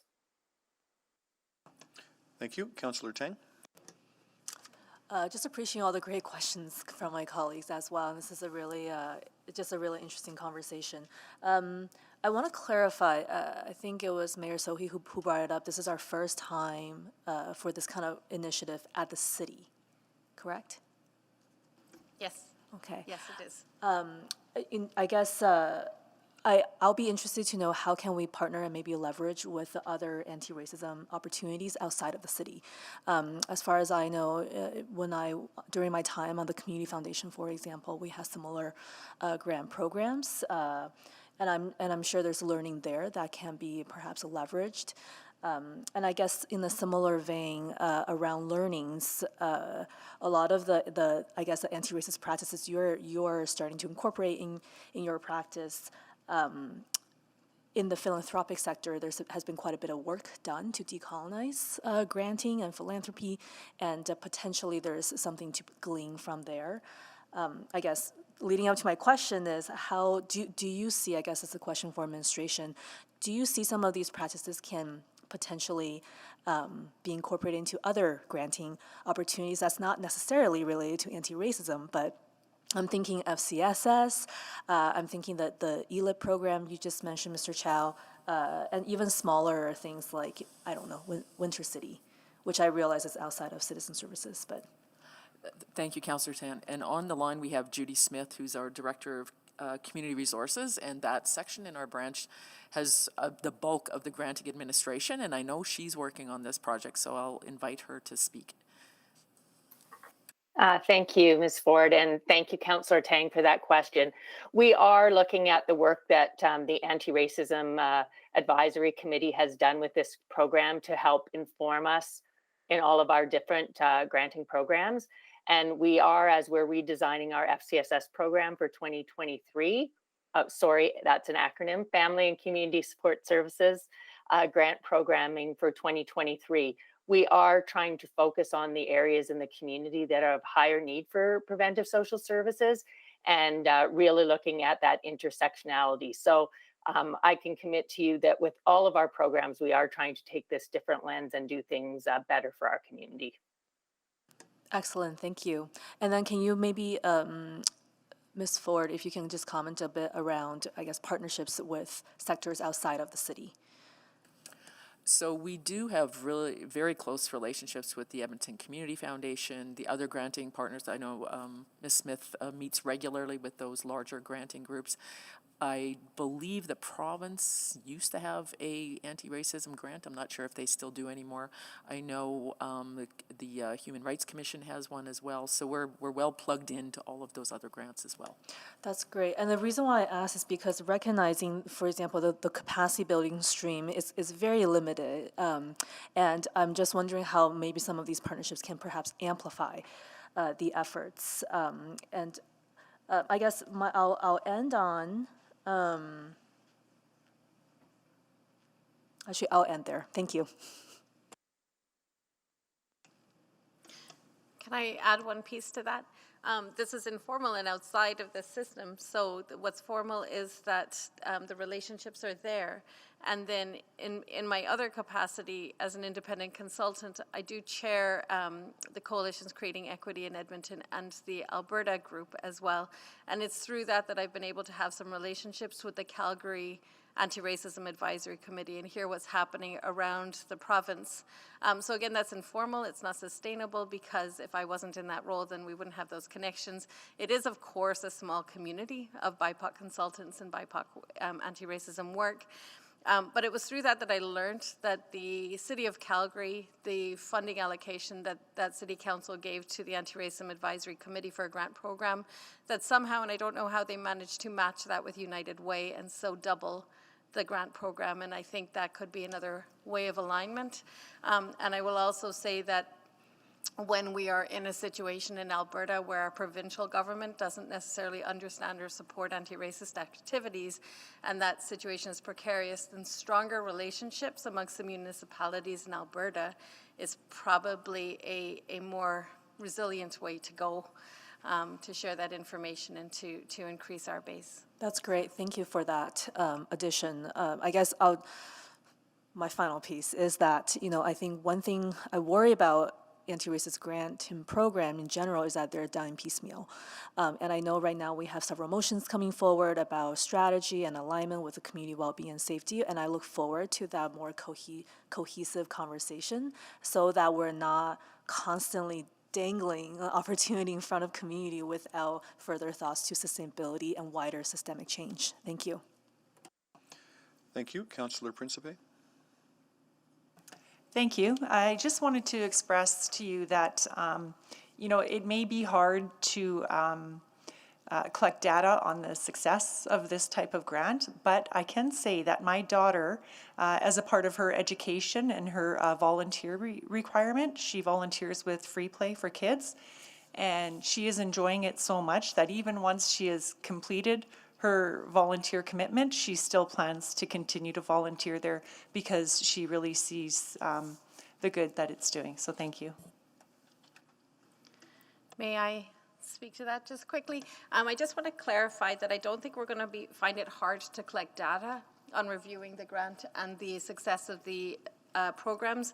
The question was how often and whether we could by the next quarter, and I do think that would be hard, but it's very much in our minds with the Anti-Racism Advisory Committee to be collecting data and to evaluate all the time. We need to bring to you real materials for which we're asking to build this anti-racism house. And so that is on our mind, is to evaluate, to put in critical thinking, to bring back the data that's coming from both us and community. Thank you. Okay, sorry about that. I didn't mean that it wouldn't be possible. Okay, thank you. Councillor Rice. Thank you, Mr. Chair. Yes, I just have a few follow-up questions. I do understand that from timeline and the size of funding, and then request like quarterly reports and for the progress of projects is challenge and for our organization, our community. However, I look at the attachments, and because today we lead the approval from City Council, and we have another two-stream project. Actually, their funding is except $10,000. And so for this type of project, I don't know it's possible to request some data collection, and specifically, and if we collect data, do we use for all the projects across this funding, and we use the standardized data elements, or we just leave this for the organization and for them to decide what type of data to collect? Yes, it's a little bit of both. We do have a standardized final report form that blends quantitative information as well as qualitative information. And so once we compile all of that, we'll be able to give you a better sense of what that looks like. We definitely want to have a blend of both in anti-racism work around that quantitative data, but the qualitative data is so important in this type of work that really talks about the difference that the participants may have made and some of the feedback that they got from the community.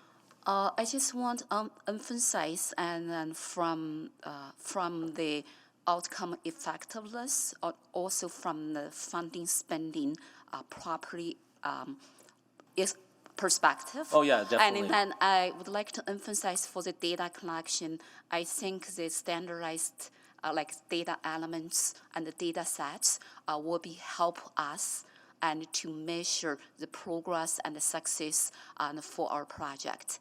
And so I appreciate you said the both, and I do believe, and from evaluation and performance measures perspective, and the data elements standardized and will help for us to measure the progress.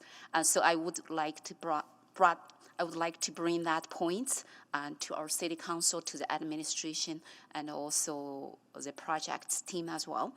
And so that is my first question. So the second one, I would like to request the evaluation criteria, and specifically the selection funding, the grant application selection criteria.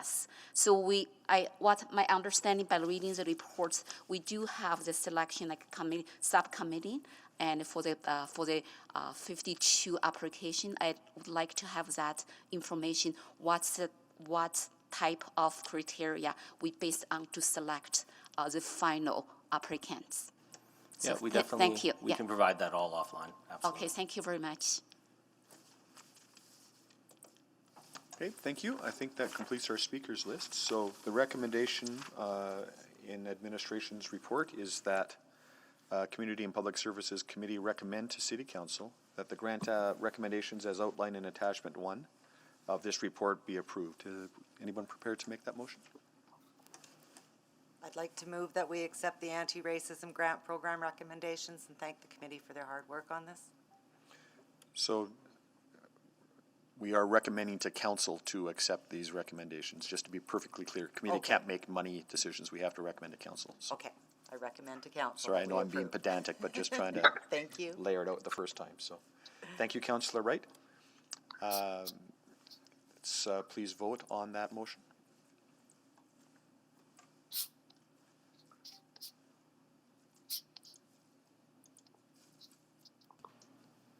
We have all the votes.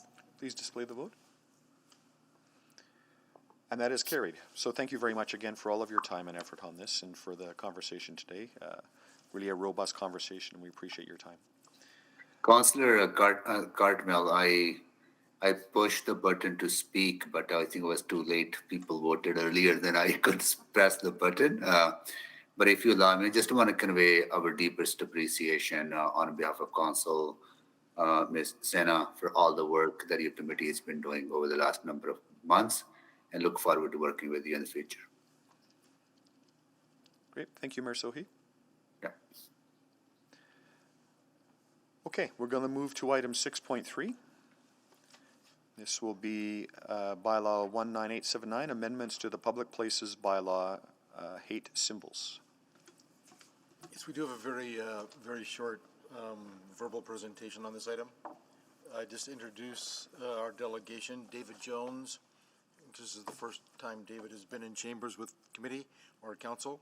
David is the branch manager of Community Standards and Neighborhoods, so our peace officers fall under David's purview.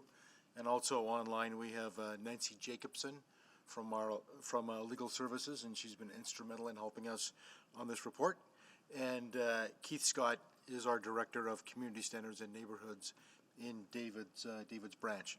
So David's going to run through a few speaking notes, and then we can go to questions. Over to David. Good morning. It's good to see all of you. So the city plan calls for an inclusive and compassionate city. The Community Safety and Wellbeing Task Force Safer for All report from April of this year and administration's response to it in June have set a path forward to address issues around racism, inclusion, systemic discrimination. In April, when discussing the Safer for All report, City Council directed administration to bring back amendments to the Public Places bylaw that expanded and provided more details on harassment and bullying, and specifically listed out the areas of unwelcome comment or action.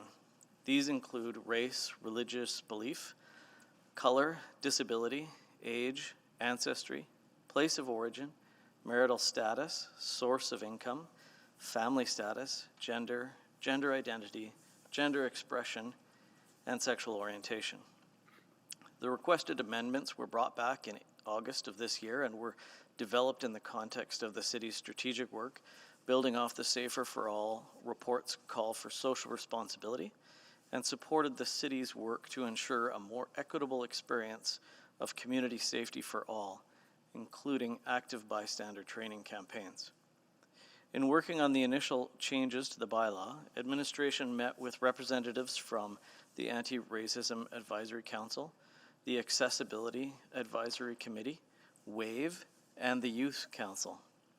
Their collective input was invaluable in bringing that report to this committee.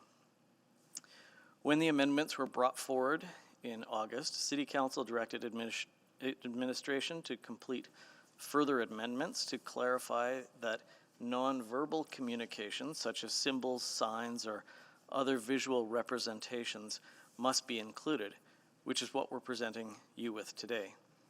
Administration continues to review and adapt our policies and procedures to continue the ongoing support for the Community Safety and Wellbeing Task Force recommendations.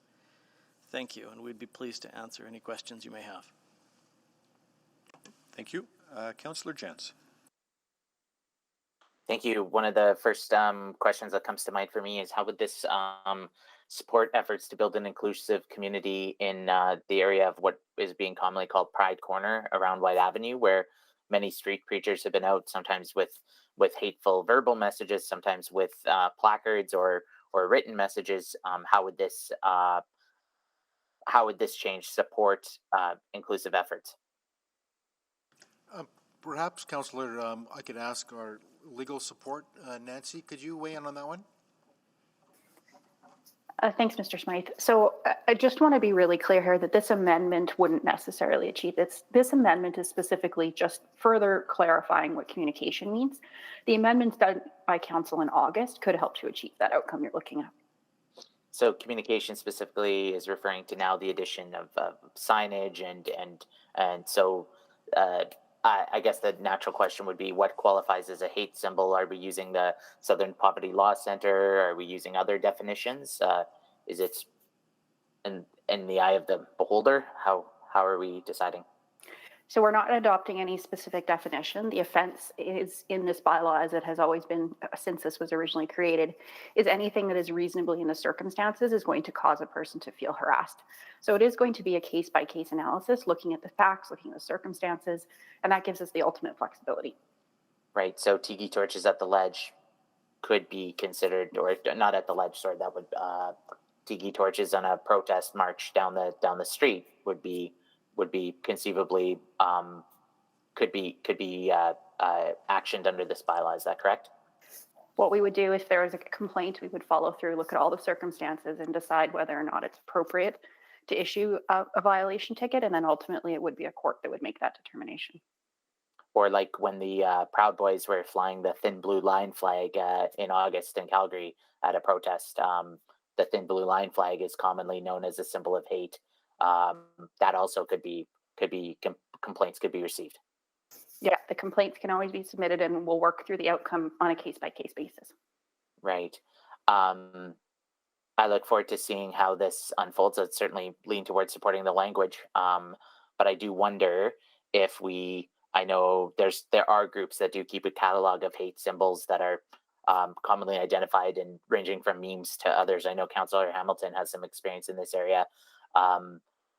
It may be at a future date we need to bring in more specificity, but overall I support the intent here. Thank you. Councillor Tang. Thank you so much for that.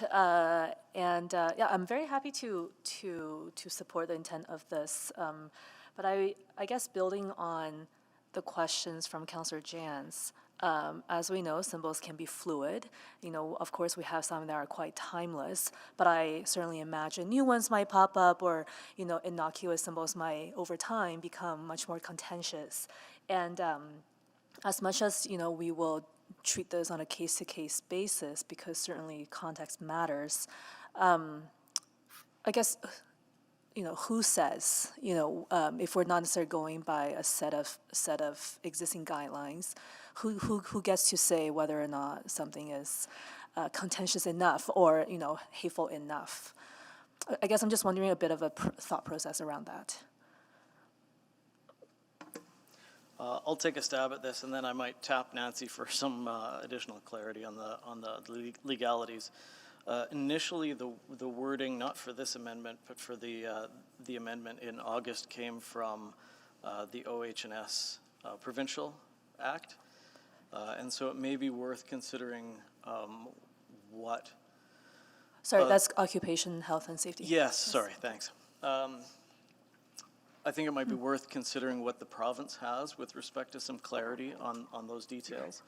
But I think ultimately you're right that symbols are quite, and we've heard a couple already, that they're quite fluid and have been taken by different people in different ways over the course of human history. And so I think when we start looking at a catalog, we'd have to look at how frequently that catalog is updated, and a number of other sort of geospatial political issues. So the reason that we're keeping it that open is so that it can be on a case-by-case basis, and it can be a matter of,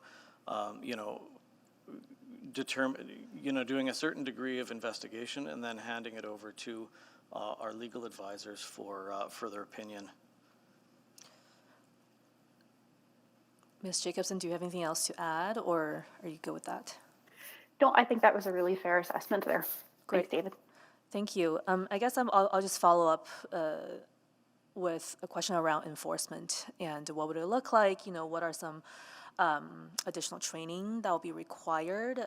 Just even thinking about assessing on a case-to-case basis, I think that can be quite heavy. And I'm curious, even prior to this, to this discussion, when the bylaw first went into place over the summer, has there been any enforcement done, and how might this add to that work?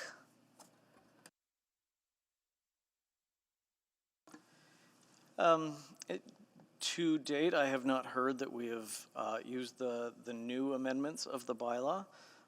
Everyone knows that it's on the books, And certainly I can only speak for the city peace officers. I'm not sure if the EPS has used this in any capacity or not. And any additional training that you foresee taking place? I think with the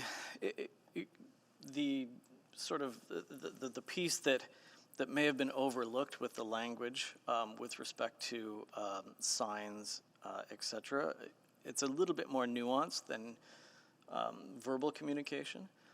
And so I think this will be something that we'll take away and at least give some investigative guidelines to our officers while they are, out on patrol. Because there are certain, limitations and complexities to this being a municipal bylaw and for public places, and whether or not something that is visible from a public place but is sitting on private property is within the purview of this bylaw or not. And I think that's something that we've already identified it'll just need some more legal opinion to make sure that we get to the right place. So I think those are all things that we'll take away and make sure that our officers have pretty clear direction on what this looks like and what supports they have available to them. Yeah, certainly there's a lot of work that still needs to be done. And my last area of questions is around, I think the province was mentioned and EPS was mentioned. How might this bylaw enforcement and follow-up with victims, for example, intersect with some of these other institutions? I'm also aware there's a new hate crime unit within the province. See if you can comment on that a bit. I think the nature of this bylaw is it helps bridge some of the gaps that are available, that are kind of apparent in hate crimes legislations, from municipal bylaws all the way up through the criminal code. As an administration, we can only address some of those issues. But certainly it gives additional tools, not just to our peace officers, but to the city police in dealing with some of those issues. I would suggest, the idea of a protest was brought up earlier, and protest issues remain solely at the hands of the Edmonton Police Service. And so it just gives them an additional tool to take some actions. Thank you. Thank you. Councillor Wright. Thank you. I just noticed on the amendment includes electronic or electromagnetic communication as well. And I'm just wondering, does that relate to social media? Of late, there has been some community groups where some of the exchanges in their social media has become somewhat heated with racialized comments and that. And I'm just wondering, how would that be monitored and enforced under this bylaw? I think we will obviously receive complaints through 311. The city police may receive their own complaints through their mechanisms. I think the wording of this amendment allows us to examine those types of documents, if you will. But I would lean on Nancy to give some clarification, because I know that follows into that same complexity of whether that's considered a public place or not. That is going to be the challenge, is that this bylaw is limited to public places, and a lot of what occurs in internet and social media is not going to necessarily be in that public place. It is the limits of municipal jurisdiction that are going to be challenging, but this still certainly gives us another tool where we need it. So thank you. So this isn't anything that will be, there won't be any active monitoring. It will just be from residents calling into 311 that any action would then be taken? I can't speak for the city police, but we don't have any resources for active monitoring like that, no. All right, thank you. Thank you. Mayor Sohi. Thank you for that. So just to follow up on that, I know the anti-racism motion that council approved last week does talk about interacting with the province and the federal government on some of the resources and some of the legislative changes that might be required. So this could be one of the areas that can be pursued under the direction of that motion. Absolutely, Mr. Mayor. I mean, certainly what we're talking about at committee here is a very small slice of this environment. Certainly that motion is a much more strategic, broader view of how to approach it, so that working with other orders of government, community to go where you're going would be in scope in terms of responding to that motion. So that conversation can take place on non-public places that where hate and hate symbols are displayed, As Councilor including internet. As Councilor Wright brought up, yes. Okay, got it. On the determination what is a hate symbol and what is not, a symbol means different things to different people in a different context, right? When I saw tiki torch marches in downtown, for me as a racialized person, it was a terrifying thing to see. But I also heard from my other colleagues who are not from racialized background, their impression of that was different until I engaged with them in a dialogue, why it conveyed a different message to me as a racialized person. So as you make the determination what is a hate symbol or not, is there possibility for you to engage with the organizations like Anti-Racism Advisory Committee and other organizations who will bring that BIPOC perspective to determine whether this is what kind of impression that symbol gives to people, instead of that decision making being made internally possibly by people who have no lived experience with racism. Certainly that education and understanding piece, Mr. Mayor, is absolutely essential. We have our own biases and our own where we've come from. So certainly the learnings of all of our peace officers has to be part and parcel of the way forward in terms of what are those symbols and people who are racialized and how do they feel and react in terms of some of those symbols. So getting that knowledge base, embedded in our own workforce will be very critical going down. I mean, we've taken some steps in that journey over the last short while, but many more steps to go. Yeah, no, I'm glad to know that you're going to be looking at the learning and engagement with the external partners. So good to know that. That's all, Councillor Cartmill, on my end. Thank you. Councillor Rice. Thank you, Mr. Chair. I have one question, not specific to bylaw. And then I just wondering, from public awareness perspective and also from public engagement perspective, and do we have any existing resources before enforcement and to increase or improve public awareness and also public engagement, and for this type of things, and just generally speaking?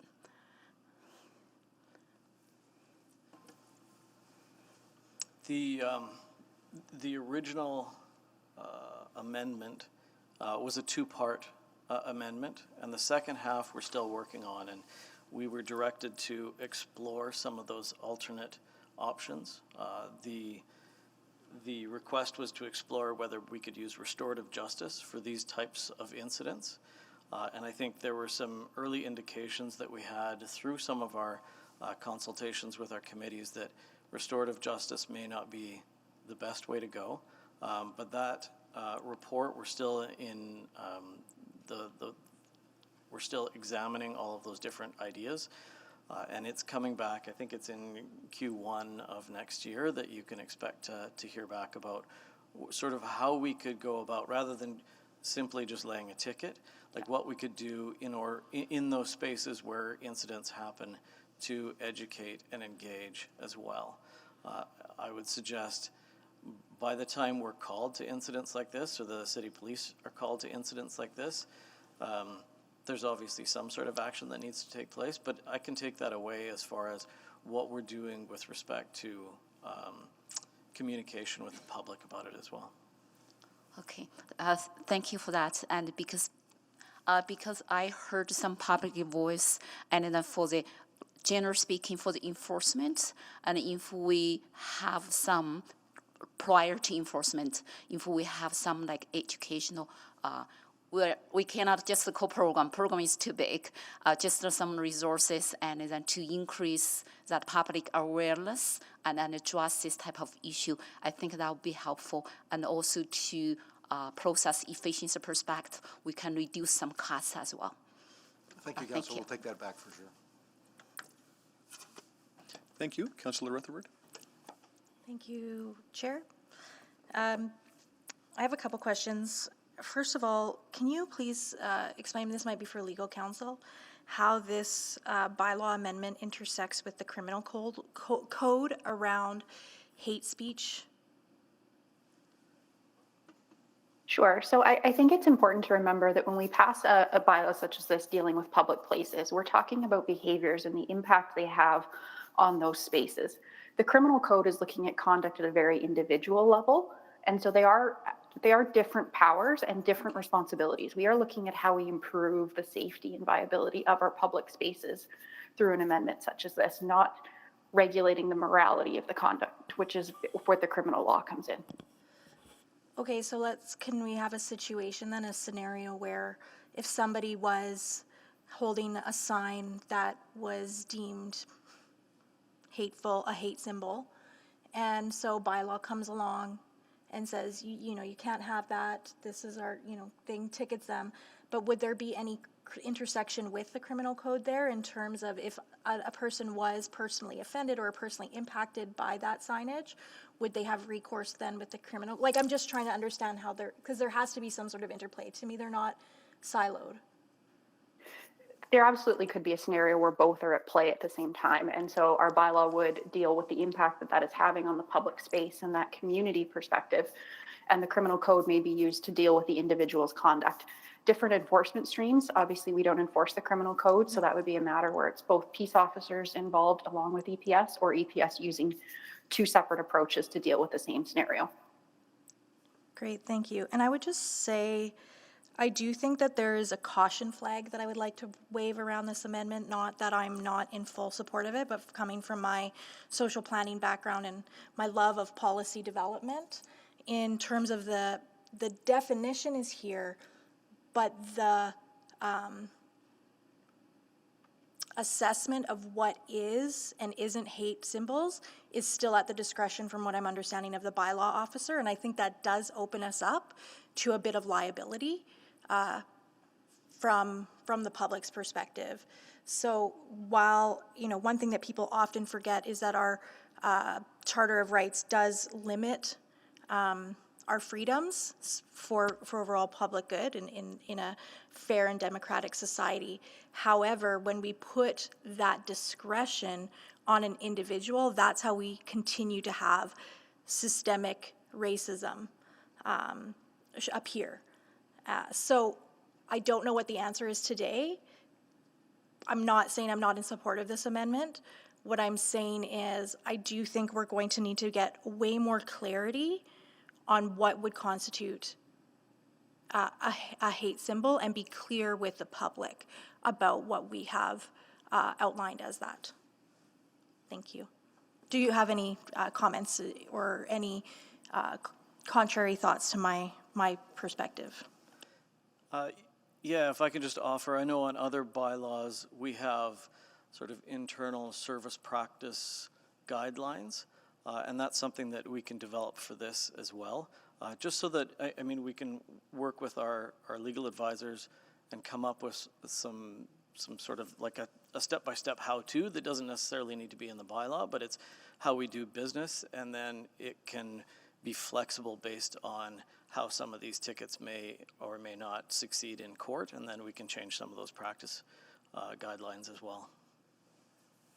So if I'm understanding, the bylaw amendment, once it goes to council, passes 3 readings, if I'm understanding correctly, administration would make some sort of standard operating procedure document that is more fluid, can, ebb and flow as new hate symbols or new things emerge, but the bylaw itself continues to remain constant and high level. That is correct, Councillor. Certainly in terms of the work we'll do with our peace officers in terms of how do they use that clause of the bylaw. But then I'm certainly hearing a theme from many members of the committee about the awareness of community, the awareness of the public in terms of all these dimensions, what's appropriate in public spaces. So we'll certainly take that back as well. There's nothing in motion concretely as we speak, but certainly is an important issue that we have to think through internally. Great, thank you so much. Thank you. Mr. Smith, I want to build on that a little bit. I think maybe I'm hearing it just a little bit differently, that there may be situations where a complaint is received about a particular symbol, but whether or not that symbol appears to a bylaw officer to be a symbol that is expressing, that is a harassing symbol, for instance, is still buried in the discretion of that individual. So that perhaps there ought be some, and I hear the conversation around that, like an operating manual, if you will, or a series of operating steps that isn't crystallized in bylaw, because then every time the operation changes, we're changing the bylaw. I understand that. But should we be looking at perhaps whether it rises to a further bylaw amendment or not, something, some action and perhaps some direction from committee to bring back a report that speaks to a catalog of symbols or a reference point of symbology that is, a contemporary collection of hate symbols that is an ever-evolving, potentially, collection. Thoughts on that? Maybe that's not too hard to do, and maybe not being clear, but... I'm hearing two different things, and I think perhaps I'll get Nancy to weigh in on how keeping some sort of catalog might work with respect to the legalities of it all. But also, it isn't just with the discretion of that officer. They all have supervisors who sign off on their reports, so they do get a second eye. Clearly, I think that the piece that triggers this is a complaint with public perception, and we have to assess that public perception kind of more over what the personal opinion of that officer is. It's how that symbol is received, and certainly I know a couple times now tiki torches have been brought up, and certainly it was made clear that there wasn't anything with respect to the criminal code that was breached with the tiki torches, but I think this bylaw gives some agency to examine it from a different perspective. That doesn't necessarily raise to a criminal perspective or a criminal nature, but could be dealt with through this bylaw. Okay, I'll leave it there, and I guess because this, if this recommendation is moved and approved, then there is a opportunity for a bit more conversation at council when this returns to council, so we could enhance that if there's some thoughts on that. I would offer that to all of council. I see no other speakers on the list, so the recommendation in the report is that this committee recommend to council that this bylaw be given the appropriate readings. And again, this is a bylaw to amend a bylaw, so there's a bit of trickiness to the language. Anyone prepared to make that motion? I'm happy to make the motion. Thank you, Councillor Tang. Anyone that would like to speak to the motion? I missed that step last time and I caught Mayor Sohi off guard, so. Okay, not seeing anybody click in, then let's move to the vote. Oh, I'm sorry, did you? Yeah, it was slow to upload. I'm sorry. That's Please okay. go ahead. Yeah, I am happy to speak to this motion, and I look forward to a robust conversation when it does go to council. You know, I recognize there are risks with bylaws like this, but I also want to just say that, you know, we have been in this situation in the past. In fact, one example I hear often from the community is you know, several years ago with then Councillor Sohi, who flagged some of the very Islamophobic ads on transit. And when this was taken to court, you know, the court actually ruled in the favor of the city because the harm or the benefit of removing it was far outweighed the harm. And I think it sends a very strong message to certain communities when the city is willing to take this risk and stand up for the communities. So I very much support this, and I look forward to the conversation at council. Thank you. Seeing no further requests to speak, let us please vote on the motion.